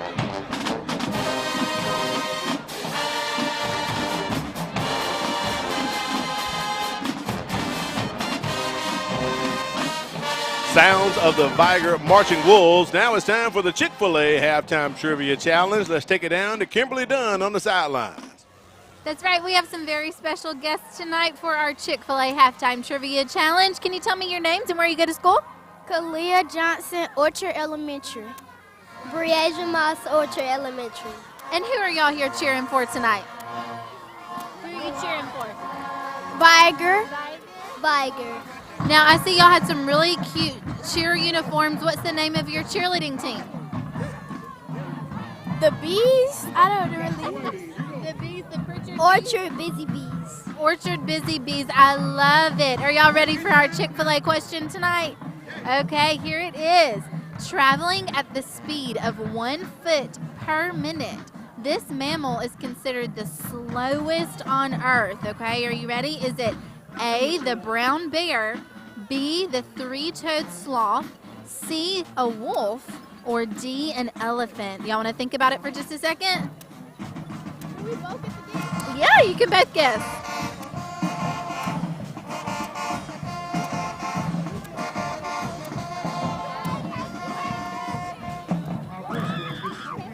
Are you ready? Y'all can guess together. Are you ready? 1, 2, 3. B. B, the three-toed sloth. You are correct. Good job. Here is your Chick-fil-A prize pack filled with goodies from Chick-fil-A and Mobile County. And y'all can wave at everybody. Oh, and say goodbye. Okay, bye. Great job, girls. Congratulations. At Mobile County Public Schools, we're the first school district in Alabama to offer the Leadership Officer Training Corps Program, or LOTC. The program is offered to middle schoolers in grades 6 through 8. The LOTC focuses on character, discipline, and leadership. Here is more on the LOTC program.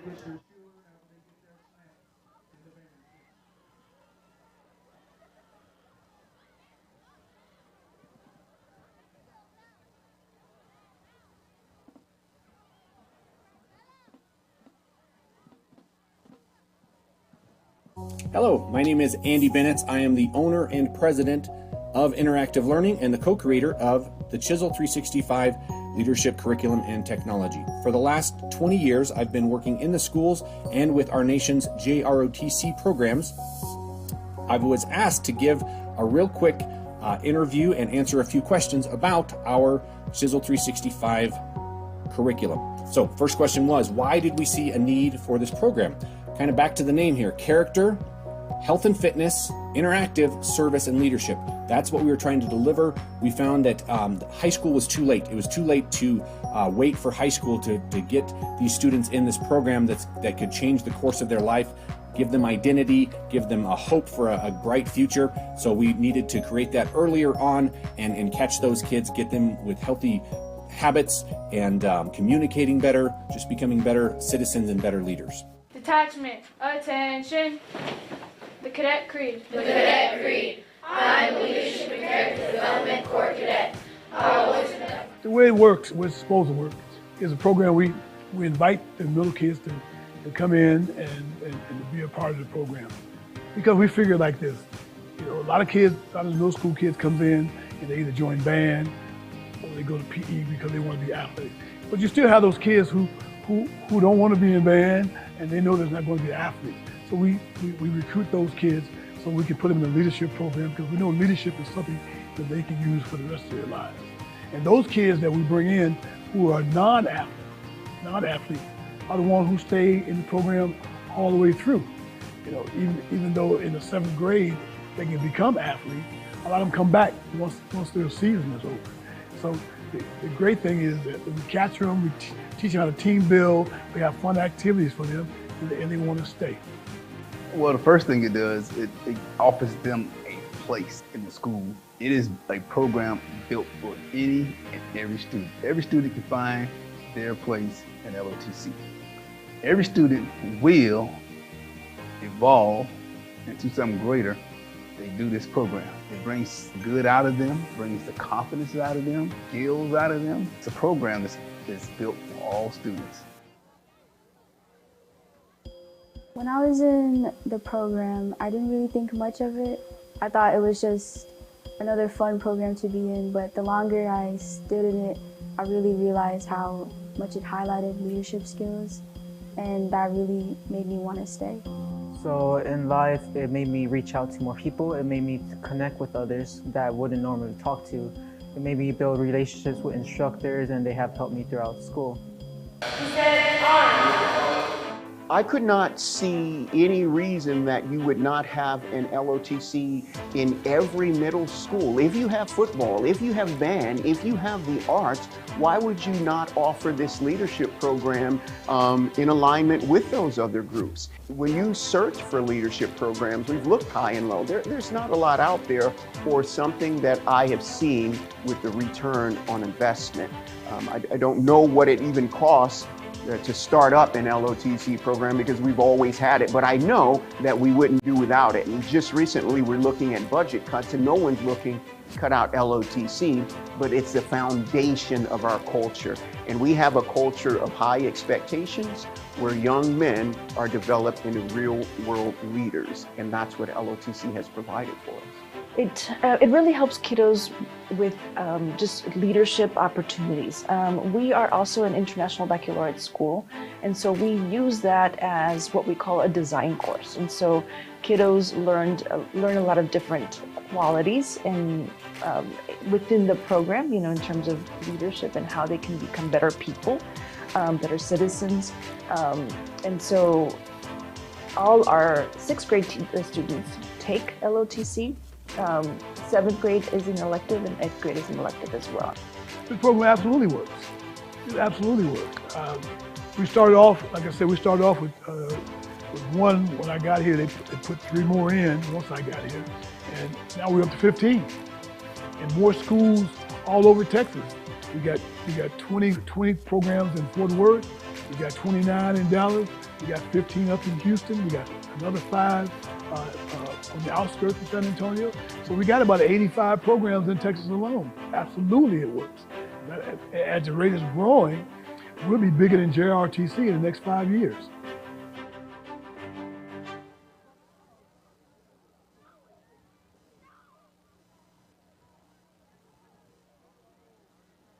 Yo, I'm on my way to the mall, the Bel Air Mall. And I'm checking out Trey Pay's Cafe.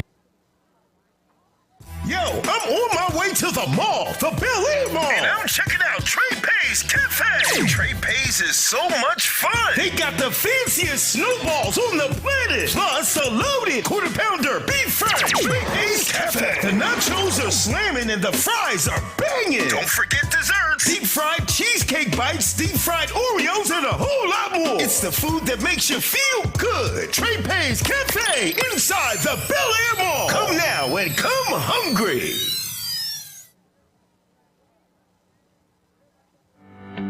If you look at the numbers, Mobile County Public Schools is making great strides. With more than 53,000 students, 7,000 employees, and 90 schools, we are consistently increasing our 4-year graduation rate and our first-class pre-K program. We continue to strive for national recognition and continue to prepare our students for the global workforce. And we do all of this with one goal in mind, to equip and empower college and career-ready graduates. Mobile County Public Schools. We're learning today, leading tomorrow. Our children with special needs deserve a place to play. That is why we are coming together to build the Miracle League of West Mobile Schmidt Family Park. It will include a special needs ball field and playground, regulation baseball and softball fields, and more. We have raised more than $1 million and construction will start soon. But we need your help to complete the project. Visit MCPSS.com/Miracle League to donate and to learn more. Any dollar amount will help bring a smile to a child's face. Together, we can make a miracle. We welcome you back to Wolfpack Stadium on this special Thursday night edition of the MCPSS High School Football Game of the Week. Al Wheaton, Coralie Bounty. It's halftime. Viger all in control, 27-0. Coralie, let's take a look at the first half stats tonight, and it'll kind of tell the story as what's been going on with this particular ball game. Yeah, it's been a story to where Viger scores on the very first offensive possession of the game. You see Carlos Greenpants Benjamin go for 85 yards. That's where that bulk of the rushing yards for Viger comes into play. 224 total passing yards. Lanir has been able to drive down a couple of times and get turned away, turnover on downs and turnovers. You see both teams with 2 turnovers apiece. Coach Cook mentioned cleaning up the penalties for his team in the second half, and our score 27-0 as Lanier's looking to move forward next week to the 6A round of the playoffs against Benjamin Russell. and Viger right here, 5A Region 1. Things are yet to be decided, but by the time, this time tomorrow, things will be winding up being decided for Viger. Corey, let's revisit your checklist for both of these teams tonight. Absolutely. For Viger, they had to be the most physical team, and that was evident on the first play of the game offensively for the Wolfpack as Carlos Benjamin was able to bust a big one. Penalty poise was huge as well. As far as Viger, Coach Cook did talk about cleaning that up, and special teams play. Viger has missed an extra point, and from a punting or returning the punts position, they've done a great job. Let's take it down to Kimberly Dunn. She's with Sidney Lanier coach, Coach Fagan. Coach Fagan, what was the atmosphere in the locker room like during halftime? Just somber. I think our kids know where they make their mistakes at. I think they got too caught up in overlooking a team, thinking about the playoffs. So we know what we got to do to be successful. You mentioned before the game that you felt like this was going to really help your team become a little bit more crisp and prepare for the playoffs. So what adjustments are you going to make to help that become a further preparation? Just continue to simplify it. Just stay.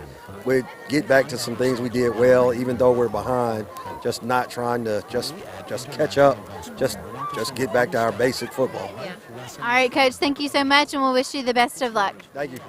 Thank you, Kimberly. We do appreciate that. Corey, let's revisit your checklist where you can pick back up there. Absolutely. For Sidney Lanier, you look at what they needed to do in order to win this game. Limit explosive plays. Well, we saw that go out the door the first play of the game for Viger with that 85-yard touchdown run by Carlos Benjamin. Needed to see more poetry in motion, and they have an outstanding quarterback, Jaquez Thompson, the senior quarterback. Once he gets outside of the pocket, he can make things happen as a dynamic playmaker. And Lanier needed to stay healthy. As you can see, Coach Fagan talking to Kim, he wants to get into this first-round playoff game with the #1 seeded team in 6A coming to play next week, Benjamin Russell. They'll be traveling to Benjamin Russell. And Al, we've been talking about it since the beginning on your introduction to this broadcast about Sidney Lanier only having about 325 students enrolled in the school because the school will be closing. And this is a Sidney Lanier program that has been open in Montgomery since about 1910 or 1906. And because of that, you look at them not having an incoming freshman class. Correct. Not having those numbers of having an incoming freshman class, just having sophomores, juniors, and seniors, only having 33 players and not having to play them both ways. That's a great job by Coach Fagan and his staff this season. As you see right there, some notable alumni who graduated from Lanier High School, Sidney Lanier. Now, Corey, I'm pretty familiar with Tony Tennille. Remember Captain and Tennille? I had an afro back then. I don't know if you were around, but I remember Tony Tennille. Hank Williams, of course, all Bart Starr, NFL Hall of Famer. He played quarterback with who, Corey? You have an opportunity here. The Alabama Crimson Tide. And the Green Bay Packers. And the Green Bay Packers. There you go. But I will say this. When you do look at a school closing, that becomes tough on a community. It sure does. And you look at the adversity that they had to overcome. And Coach Fagan and his staff have done a tremendous job overcoming, knowing that they're going to close as a school and to still make the playoffs in their final season of existence. Correct. It just goes to show the great job. Joseph Roberson was the principal who hired him as the head coach of the Lanier Poets last year. And you look at that showing is a great hire, not only making it to the playoffs last year against Theodore in the first round, but this year 2 years in a row. And it's a great way to go out regardless of the outcome at the end. I mean, you have to play with the cards that are dealt to your hand, as he told us. I said, Coach, well, I know the teachers and you guys who are tenured, maybe not tenured, you're good at a job. I said, what's going to happen to the players? And he said, Al, they can go wherever they want to go. They're not being forced to go to Carver, but they can go to Carver if they choose to, like the freshman class is gone. So it's going to be an interesting situation up there in Montgomery. They've already kind of gotten 2 other schools dealt with, Jag, and also Percy Julian as well. So this is the 3rd situation for Montgomery dealing with Sidney Lanier. Right now they're going to deal with this second half kickoff, taking it right up the middle. Terrence Davis So we will find out if the words Coach Fagan shared with Kimberly Dunn about what happened in the locker room will come to fruition. Down 27-0. But most importantly, Corey, you want to get the victory, but you want to stay healthy and clean for that first playoff game next week. Same thing applies to the Viger Wolves, Al, because you don't know what's going to happen in this long jam of 5A Region 1, and because of it, Viger just has to be ready on the go, and that's one of the reasons I think we haven't seen Jerry and Graham, because of the possibility, whatever he may be going through, whatever injury may be ailing him, if Viger's able to find a way to control its own destiny and get in, you want to make sure he's healthy a week from now. 1st and 10 from the 39-yard line of Lanier. Under center for the first time, Under center, look like they're in a wishbone formation, Corey. Hand off to the up guy, up the middle, trying to get a number on him right now. The rugby scrum returns as forward progress is going to be stopped. And that's something you don't see a lot of from a formation standpoint, especially for Sidney Lanier. You see Jamaris Harris be given the football, and that's the first time we've seen him go both ways tonight. We normally see him at the defensive end position. Thompson with the keeper tosses it out to Barry, and Barry takes the pile. He fumbles it. Ball did come out, took that pile past the midfield stripe. Well, ball security is going to be critical because we did see both of these teams with 2 turnovers apiece in the first half, and it's something I know that Coach Fagan wants to make sure his team does not do. It's enough for the first down, but it does give Benjamin Russell something else, a different formation to have to worry about and practice against next week for sure. Ball at the 43-yard line of Viger. 1st and 10 coming up here for the Poets as they have switched to like a wishbone formation.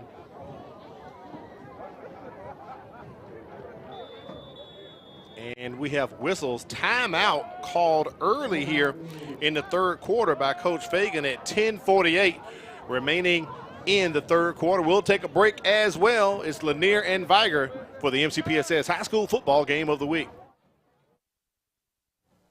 It's your time, it's your season, and you are made for more. More confidence, more style, and more bling.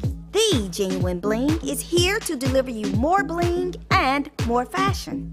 With new styles added daily, you can shop anytime and look fabulous. Join me, Charmaine Watson, on the $5 Frenzy every Sunday, Monday, Tuesday, and Thursday at 7 p.m. on Facebook Live. It's cute, it's fabulous, it's fashionable, it's $5, it's paparazzi.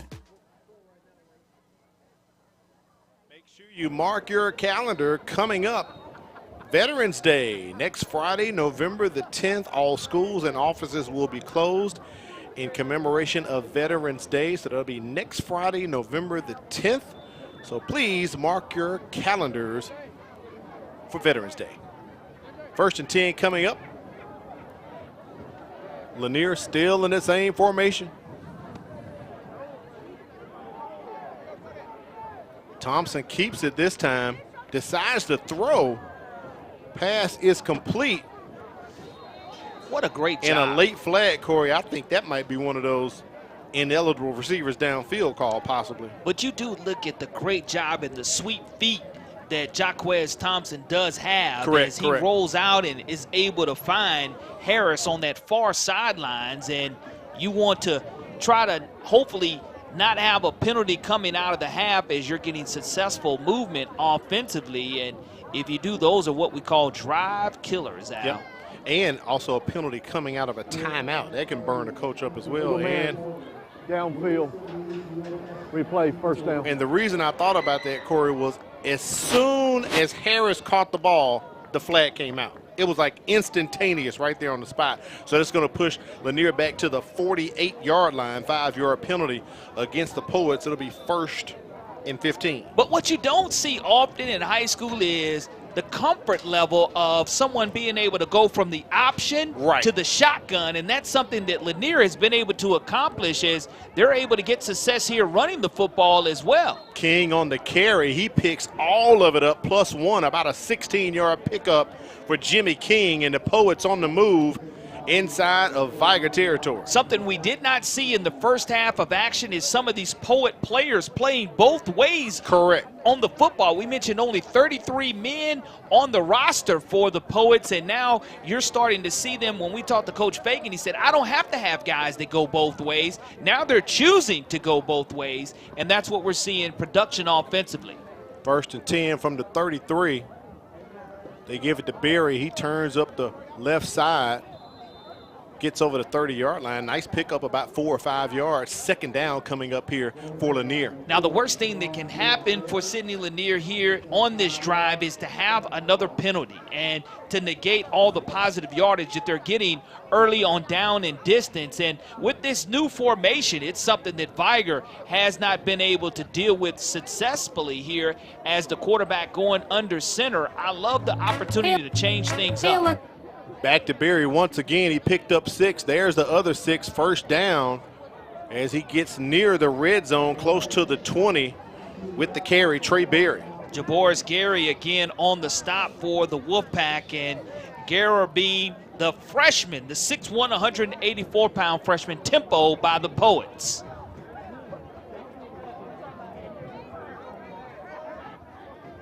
First and 10.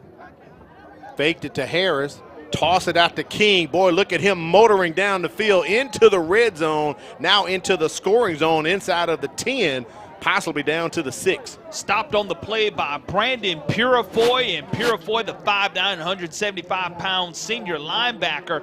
Great pitch, great balance, and if you don't set that edge, that's exactly what can happen. And right now the Poets not getting caught looking at the scoreboard. The Wolfpack on their heels here early in the 3rd quarter. 1st and goal from the 7-yard line. Look at Thompson behind King. He's going to hit pay dirt, and the Poets finally get on the scoreboard. Outstanding drive for Sidney Lanier to start the 2nd half of action, as they have the football for almost 3.5 minutes there without penalty after they cross the 50-yard line and do a great job. It's a 6-play drive there for the Lanier Poets, and going one-on-one there. Not the shotgun formation that Viger was used to to start the first half. The switching to the running game and under center. Let's see if Viger's able to make that adjustment. They're going to go for 2 as well. Here's the 2-point try. Same formation in that wishbone once again. Someone tried to leak out for Thompson. He's got plenty of room. He's just going to walk into the end zone for the 2-point try. It is successful. 27-8, our score. We'll be back. Sidney Lanier on the board.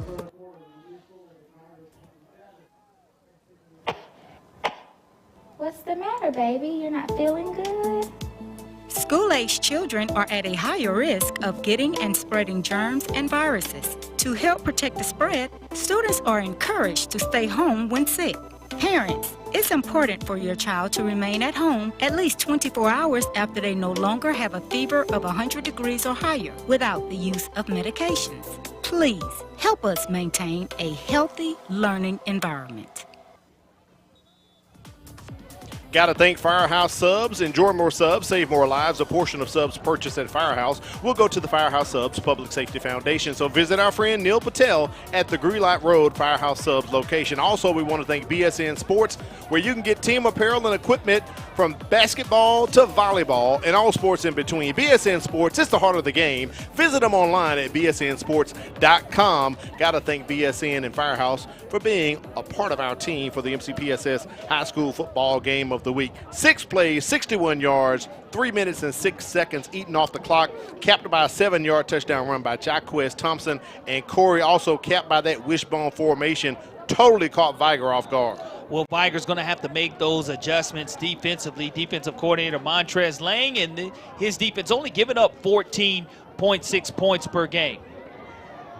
Kick goes right up the middle, taken by one of the up guys for Viger, up near the 47. I think that may be Kelvin Brisker, Corey.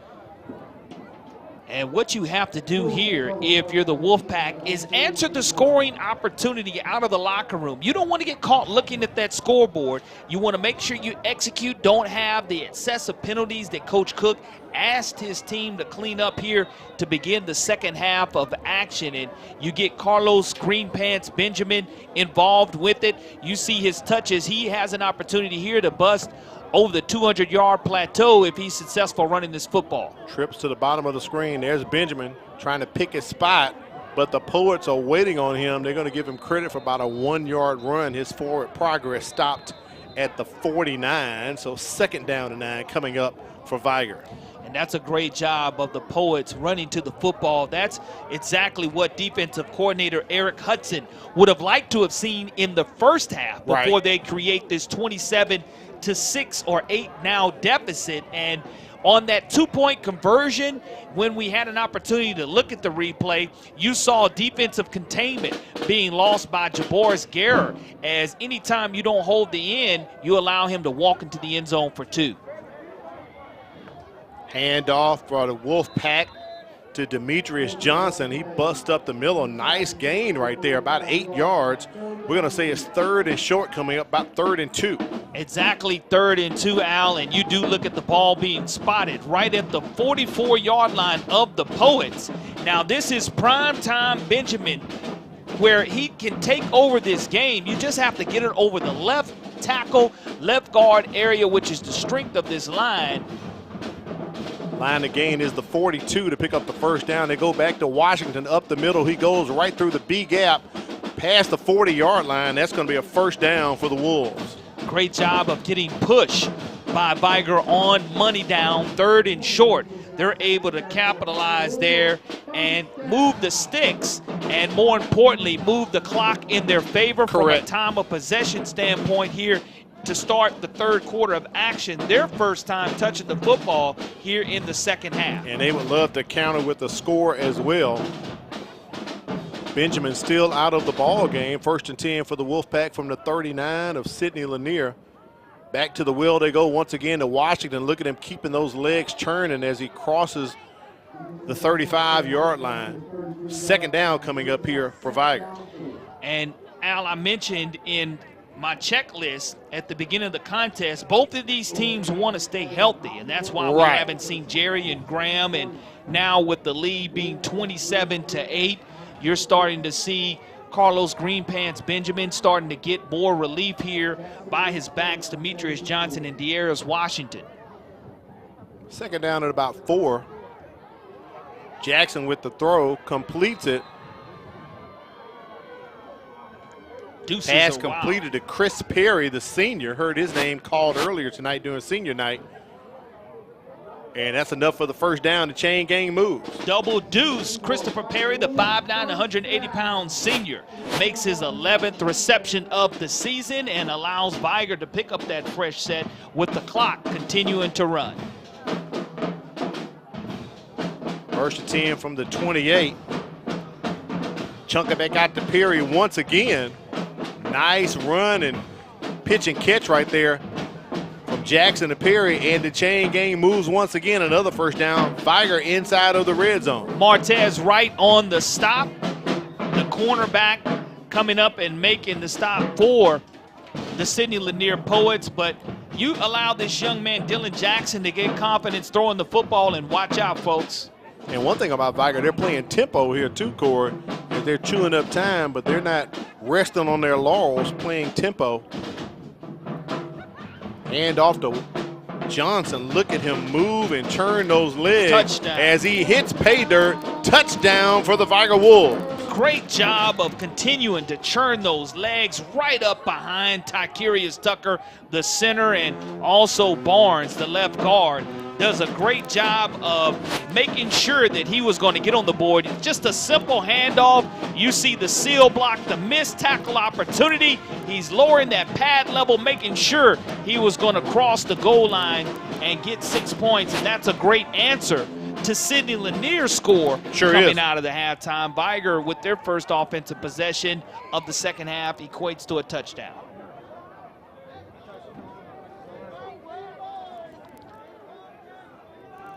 Fremont on for the extra point.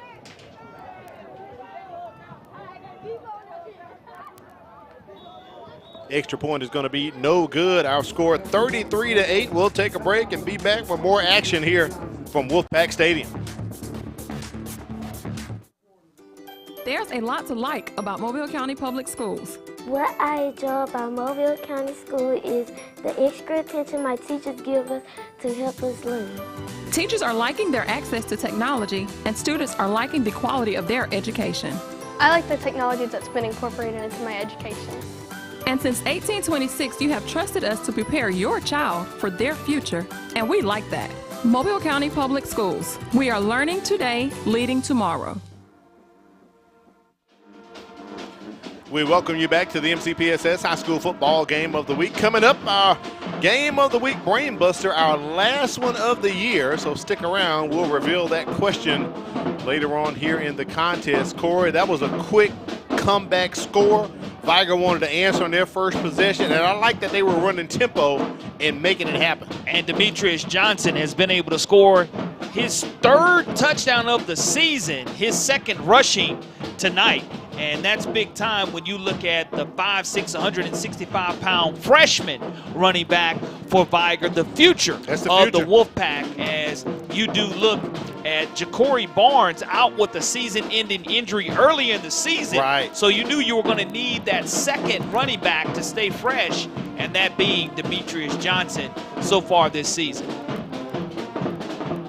Right up the middle it goes, taken by Davis. As Davis goes up the middle, met by some Wolves near the 36-yard line, so it'll be 1st and 10 coming up here for Sidney Lanier. Told you earlier they dress out around 34 players. For Viger, it's the converse. They dress out 72 players, and on this squad, 15 seniors playing their last regular season home game. Good shot right there, Jake Lang, defensive end for tonight. 10 returned on offense and 8 returned on defense, Corey. They had some high expectations when they started this season. We had them against Blunt for game 1. And what I love is the brotherly love of Montrez Lang, Ja Lang, and you also look at the other Lang, Jake Lang.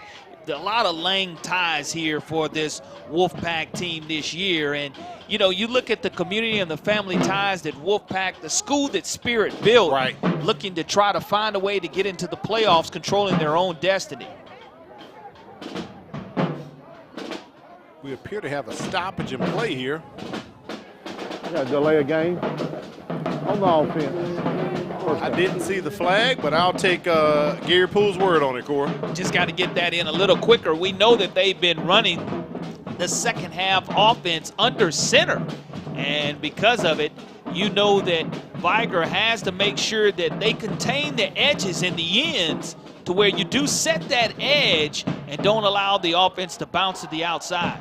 1st and 15, Thompson scrambling for his life, and he's going to be sacked and brought down near the 20-yard line. That's going to be a huge loss for the Poets. And I mentioned earlier, Guerrer got beat on containment on the 2-point conversion, where he makes up for it there, stays home, makes sure that he collapses that pocket, sets the edge, nowhere for Thompson to go with the football, and because of it, it's going to be a Wolfpack sack, and Jaboris Guerrer making his name known tonight, the 6'1", 184-pound freshman defensive end. 2nd and long from the 21-yard line. Give it to Barry on the delayed, and look at Barry go into the secondary at the second level. Corey, that's a huge run. He's going to be close to picking up a first down. The line to gain was the 47. Well, an explosive run right up the gut, and that's something that I know that Montrez Lang's not going to be happy about, and you can't tackle him up high. You have to go low as he's able to show his upper body strength, as I mentioned earlier, with a nice stiff arm. Get up off me. Up the middle they go. It's going to be a first down for the Poets as that pile continues to move. And Corey, speaking of tackling, one name we haven't called too much tonight, leading tackler for the Wolves, Brandon Purefoy. Yeah, Purefoy has definitely been quiet tonight, as He is a young man that won a state championship as a starting linebacker as a freshman. Sure did. Led this team in tackling when they won that state championship, and now you want to see him go out with the bang, verbally committed to Mississippi Valley State, and it'll be 1st and 10 for the Poets. Ball from the 49-yard line of Viger. Poets on the move, running it right up the middle. Going to bring up 2nd down.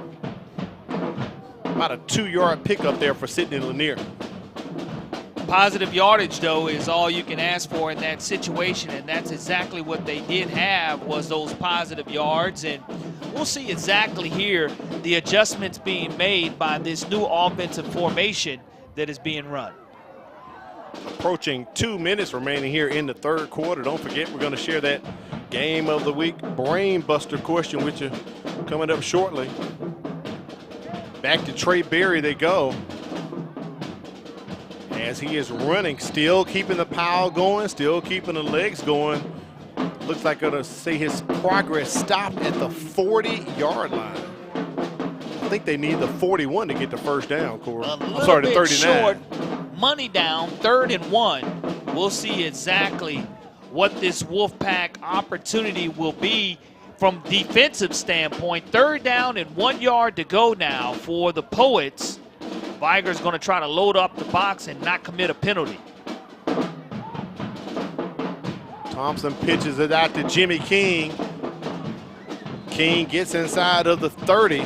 Great execution of the wishbone there by the Poets. And the way they're running this, Corey, this has to be something they've done previously this season. Without question. It's just showing you something on film that, you know, one more look for Benjamin Russell moving forward to the playoffs. But again, we know our Matt Moore won the middle school championship here with 22 strong. Yeah. They're going 33 strong as a 6A school, only having 33 on the roster. Thompson nowhere to go. Looked like a busted play, but he made something out of it as he gets past the 25-yard line, picked up about 3 or 4. And you mentioned Brandon Purifoy. He comes away making that tackle for the Viger Wolves, and that's what you like to see. Number 3 be very active in black, as he's one of the toughest players that you'll ever see put on this Viger uniform. And he lost his lid right there, so he may have to sit out one play. And Coach Fagan will have to make a decision as to who's going to be quarterback for this one play. You can see Thompson pleading with the official. Play clock approaching 10 seconds. Looks like Harris is going to take the snap, possibly Jamaris Harris. Play clock at 3, 2, 1. They get the snap off. Direct snap goes to Jimmy King, and he is tackled for a loss. There he is. Brandon Purifoy shows up, Corey. Once again, you're not going to find a more active linebacker. You can't look at this young man's height at 5'9" and not know that he's a tackling machine. Right. Because the FBS's all-time leading tackler, Carlton Marshall, very similar in stature, but again is college football's FBS all-time leading tackler. Purifoy playing 4 consecutive years as the starting linebacker for the Viger Wolves and has been productive all 4 years, and that's the productivity that you love to see out of this senior linebacker. That is the end of the 3rd quarter as we're about to head into our last quarter of action, and time to reveal our last game of the week brain buster question, as the Viger band is rocking right here to the front right of us. All right, Corey, here we go. Last year, Viger had a winning record and didn't make the playoffs. Name the only other Viger head coach who did this. And Corey, we know the school system doesn't do EQTs anymore, so I was not allowed to give you a multiple choice question. You know I love the multiple choice. For the end of the season test, we'll call it that, your final exam. But last year, Viger had a winning record, didn't make the playoffs. Named the only other Viger head coach who did this. And Viger was 5-4 last year, Corey. They did not have 10 games. We talked about that on your show today. A couple years ago, Baldwin County was like 7-3 and missed the playoffs. Yeah, that's a tough situation when you're 7-3 and all your 3 losses are region losses. And like you said during the show, you have some teams that go sub 500, right, 4-6, but they win the correct 4 games to get into the playoffs. Get you in, yeah. Yep, sure can. So the opposite can happen. Stick around. We'll give you the answer to that game of the week brain buster. 3rd down and 10 coming up here for the Poets. Thompson has returned back to play quarterback. They seem to be a bit out of sorts coming out between the end of the quarter here. I think we're ready for action.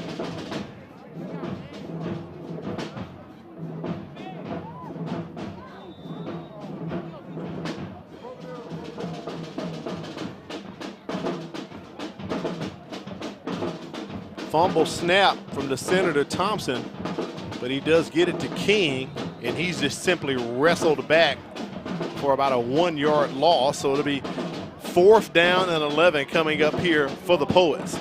Well, you've seen the Poets been able to try to convert on 4th down previously and not had success. So we'll see here if the Wolfpack can stand strong and the defense hold here to start the 4th quarter and get momentum going for their offense. Ball sits squarely on the 29-yard line of Viger. Lanier taking their time. They're going to go for it. Just have to make sure you don't bust containment here. Don't lose containment.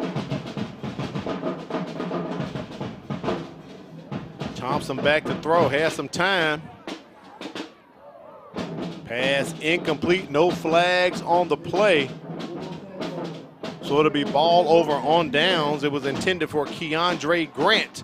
So Viger's going to take over at their own 29-yard line. That's a great job of Viger making sure they did not commit any penalties there. And because they did not commit any penalties, it's a huge opportunity for the offense to not only continue to kill time off of the clock, but also to get valuable playing time and experience for their backup running backs.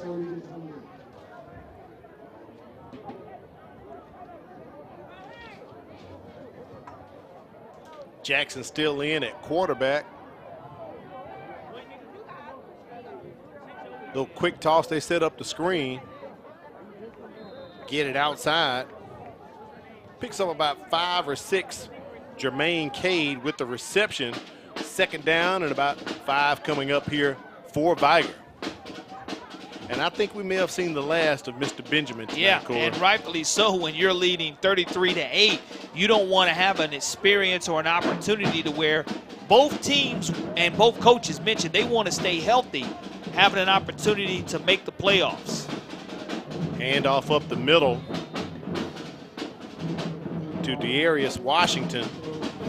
He picks up a couple. Close to the line to gain, I believe, is the 39 to get that 1st down, about 1 yard short. So 3rd and short coming up here for the Wolfpack.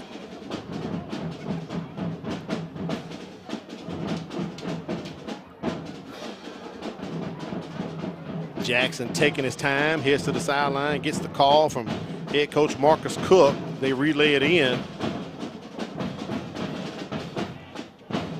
I like the opportunity here for the growth of Dylan Jackson to have an opportunity to grow as the signal caller for the Wolfpack. As you know, Viger, with the huge lead that they have, 33-8, they'll be happy to punt the football away and just to rely on the defense to get them through this, because you don't have to have another offensive score, because you don't have to keep your starters in the game when you're up 33-8. You can get some valuable playing experience for the young guys and rest as much as you can, hoping that you control your own destiny into the playoffs.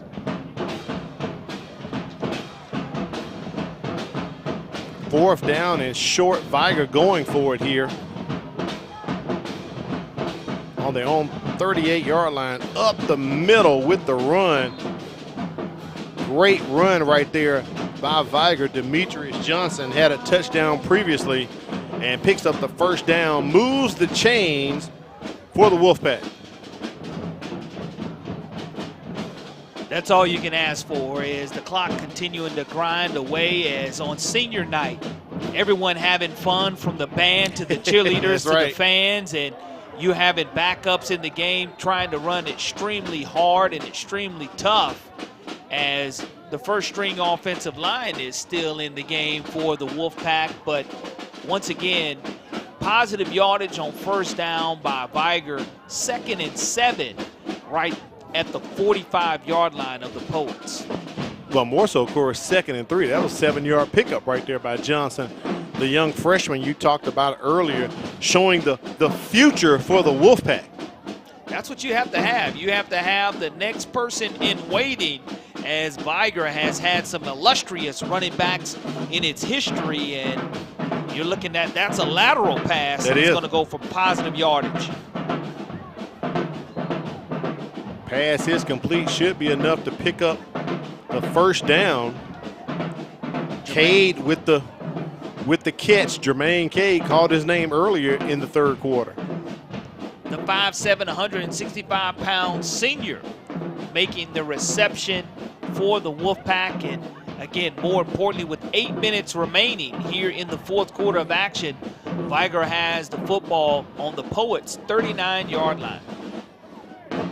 And one thing about the game planning of Coach Cook and his assistants, sticking with Dylan Jackson, getting to start the entire night, the sophomore, Corey, he's pretty much the future. He's listed on our roster actually as a quarterback. Yeah, absolutely, and also has played the wide receiver position. Correct. And you have he and Kelvin Brisker both, who have not only played quarterback but wide receiver. The versatility at any point in time during the season moving forward to be critical for the Wolfpack. And moving forward is the word. Once again, 2nd and short coming up.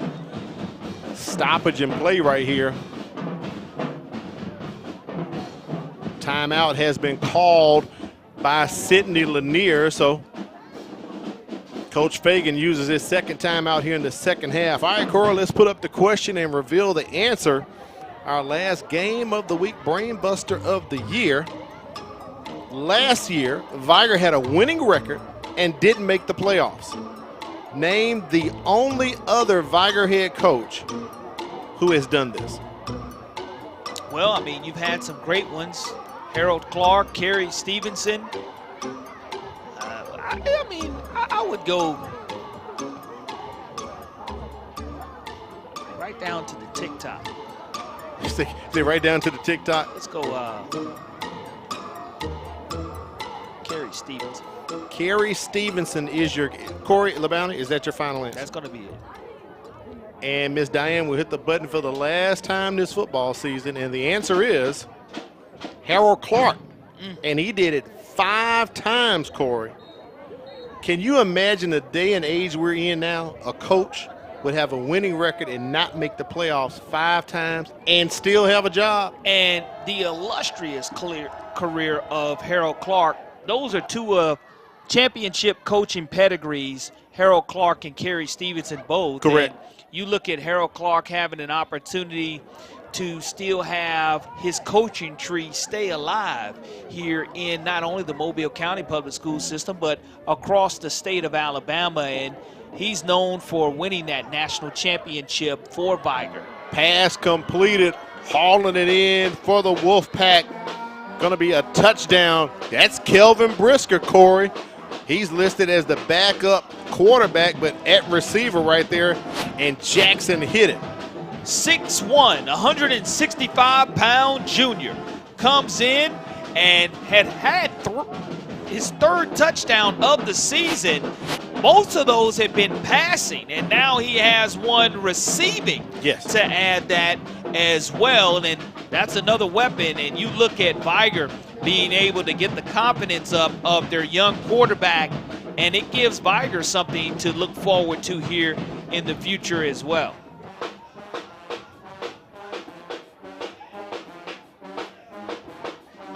And it looks like Brisker's going to come on for the PAT. Malik Fremont has been kicking them all night, but Brisker's going to give it a try here. High snap, Brisker gets it up, and it's down, but below the crossbar. So Viger in a commanding lead, 39-8 is our score. We'll take a break and come back. Bring you more action for the MCPSS High School Football Game of the Week. I have known since I was in 4th grade that I was going to be a teacher. I really just truly enjoy coming to work every day and working with different sets of kids and just watching them grow and learn. I couldn't see myself doing anything other than teaching children, being a part of children's lives, being able to inspire them in a way that some people just aren't able to do. And to know that every day is a new day, a new opportunity to make a difference in the child's life means everything to me.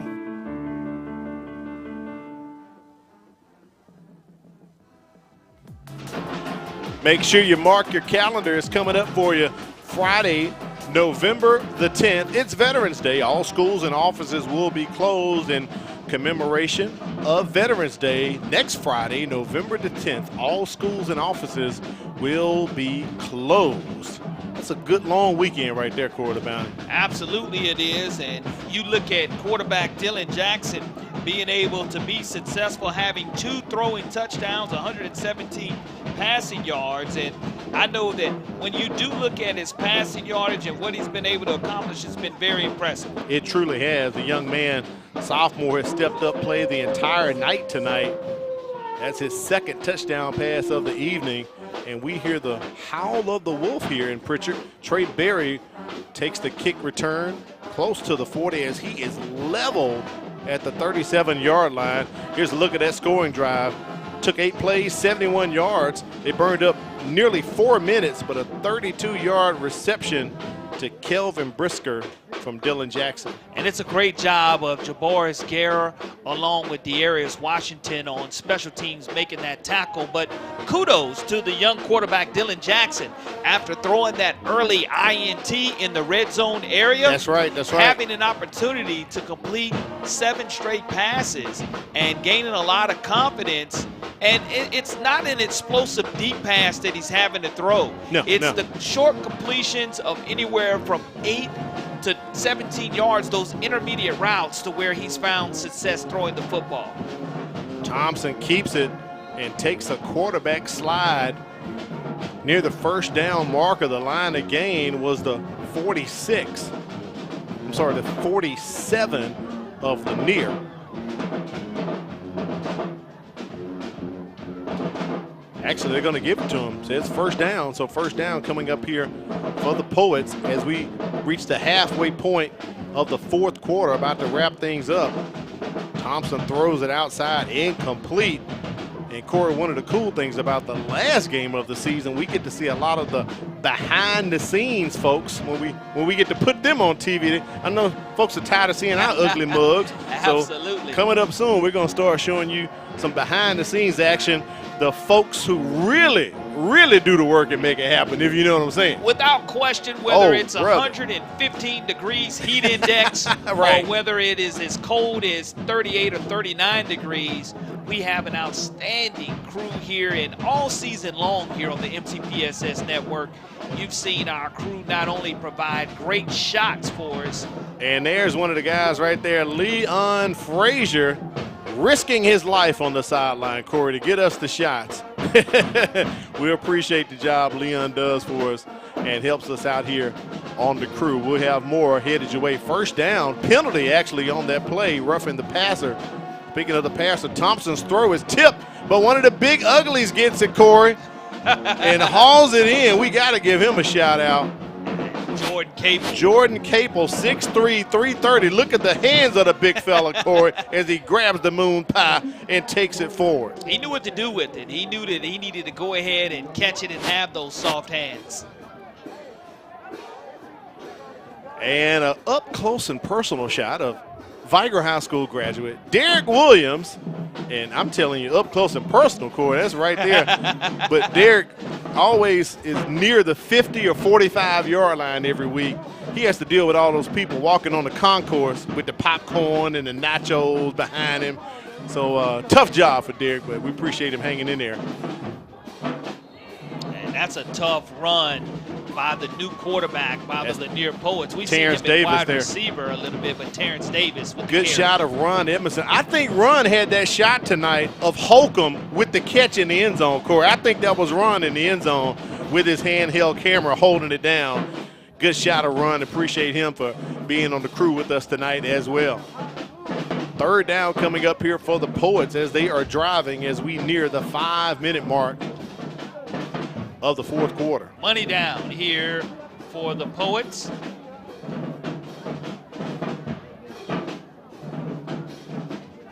Handoff, tackle. There's your guy, Gora, right there, Corey.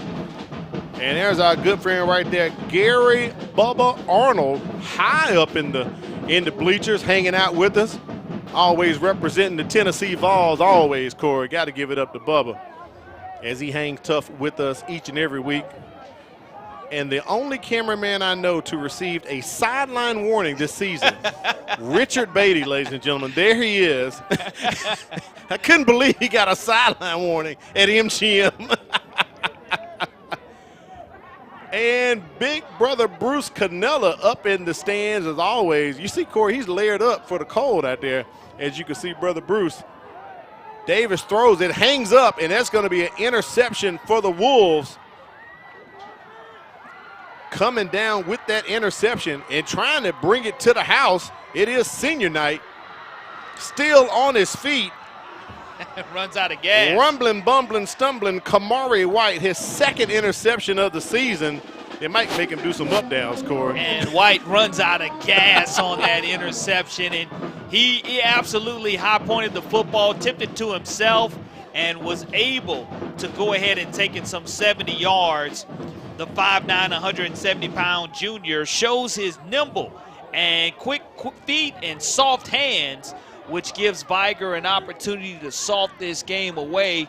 3:49 remaining with the big-time lead, and now Viger, we'll see if they're able here, not necessarily have to score more points, but they're able to empty their bench and see who else they would like to get some valuable playing time on this senior night. Correct. 1st and 10, ball on the 19 of the Poets. Handoff. Picks up a couple yards on the play. We're going to have to go deep into the roster now, Corey, for that one. Jamaris Robinson. Jamaris Robinson, he's a junior, 5'9", 175. Yes, and Viger having an opportunity to play 4 running backs tonight. So kudos to them as they switch over also from a quarterback standpoint. Brisker's out on the field now. You saw Brisker with a couple of receptions and now is trying to throw the ball and has an opportunity to hit one of his teammates, Antoine Collins, and he's not able to hold on to it, and it does bring up 3rd down and 1 yard to go. Now, Corey, we got a couple other people behind the scene. They're trying to play shy on the camera. I'm trying to get them to the camera, Corey. You know who I'm talking about, don't you? I do. Okay. They work with us very closely. They work very closely. They basically keep us on point here in the studio with all the numbers and stuff. I'm trying to get them to the camera. Handoff right up the middle, up the gut. Goes Jamaris Robinson for the touchdown, and the Wolves add more, Corey. Well, that's exactly what you're going to take what the defense gives you, and the 5'9", 175-pound junior stretches out, finds pay dirt. Great job running right up the gut as Viger is able to add 6 more and will end this regular season in dominating fashion. Coach Cook talked about controlling his own destiny. Well, he sure did. They did so from the first play of the game up until now with 3:04 remaining, close to their last offensive possession of the game. Great job by the line, and even better job of finding pay dirt. Brisker with the direct snap. A flag is going to be thrown. They're probably going to hit him with an illegal formation here. We'll see what Gary Poole has to say.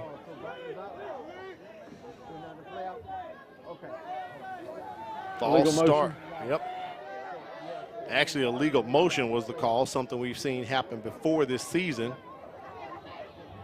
And let's see if Marcus Cook is actually going to go ahead and attempt the PAT. And there's the T down there at the 10-yard line. So they're going to actually get you some attempt practice. The extra point. And, Corey, I'm still going to lobby for the folks near and dear to us here in the broadcast booth to just go ahead and get to the camera so we can get Let them get their shine on. You know what I'm saying, No Corey? doubt about it. They've carried us the entire season. Absolutely, brother. Trust me, I can't do that kind of arithmetic, even with a calculator. Absolutely. Trust me, I can't do it.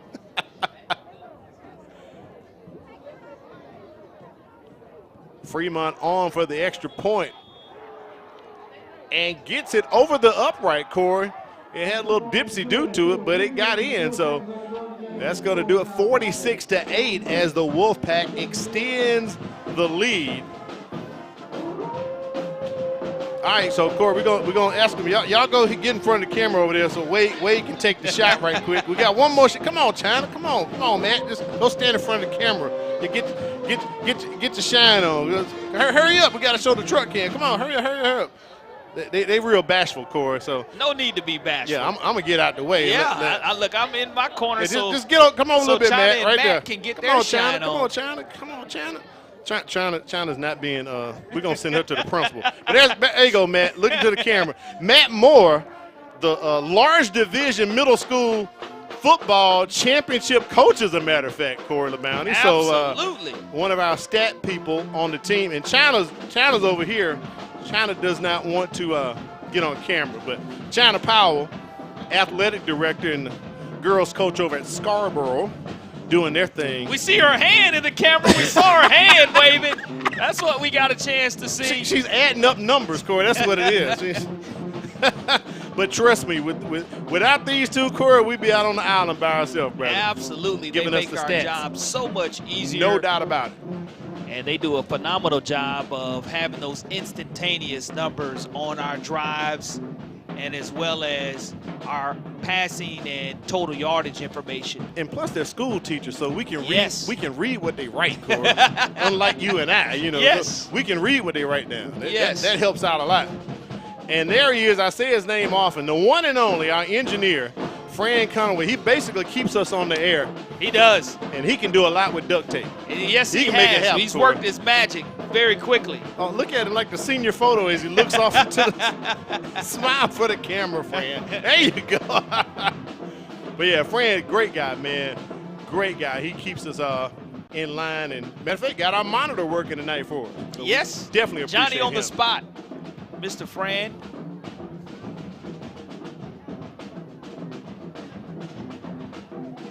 .256 remaining here in the contest. Our last MCPSS high school football game of the week, a Thursday night edition. And as I said at the beginning, Corey, beautiful stadium here at Wolfpack Stadium. Great job the county did putting this together. The community loves it. I love it.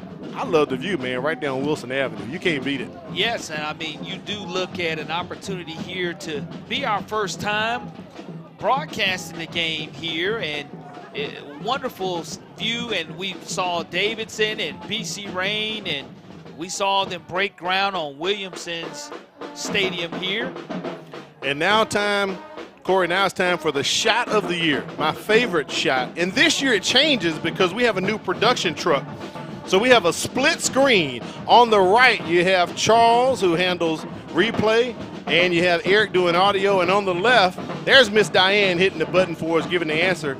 Quentin Howard, our executive producer, and with the headsets on to the far left, Wade Ford hitting all the buttons and switches to keep this thing on the air for us. Absolutely love the new digs and the new truck, and everyone getting an opportunity to have a little bit more room and work more designs and graphics. As it's a year-round job. As soon as the regular season ends, we go right back into thinking about ideas for next year's broadcast. But a tremendous crew that we get an opportunity to work with every Thursday and or Friday night, and couldn't ask for a better job and a better crew all season long. And I want to knock on wood, the weather gods have really shined upon us the last couple of years, and with the exception of it being record highs back in August when school started, now through this really being the first cold week that we've endured through 11 weeks of high school football, the crew always battles through it, and they do a tremendous job.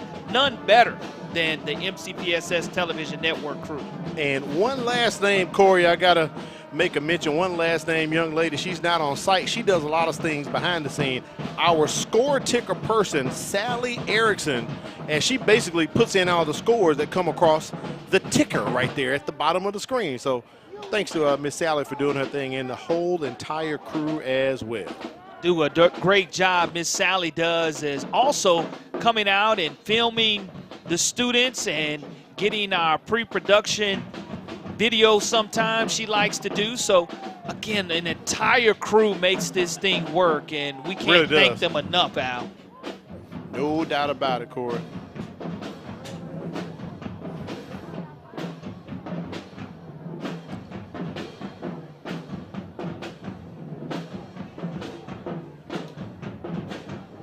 Great job by Viger tonight, Al, of securing this win as they wanted to control their own destiny in the 5A Region 1 playoff standings, and the only way to do that was to win. And Coach Cook gets dumped with the water, and you know he has to be extremely cold as it's the Powerade bath. They do show a lot of love for Marcus Cook in his second year as the head coach of this Wolfpack program, and they're going to end the regular season, Al, at 7-3 as they do defeat the Sidney Lanier Poets 46-8. They get the win tonight. We'll try to get up our Career Tech Education Player of the Game. This young man came in tonight and represented as well. Talked about him just a little while ago. Had 2 touchdowns and pretty much controlled the offense for the Viger Wolves tonight. Getting that start tonight, Dylan Jackson. Absolutely. Very well deserved. The young man not normally playing the quarterback position. That's right. Comes in and commands this offense. It's the future moving forward. It sure is. So congratulations to Dylan Jackson. We know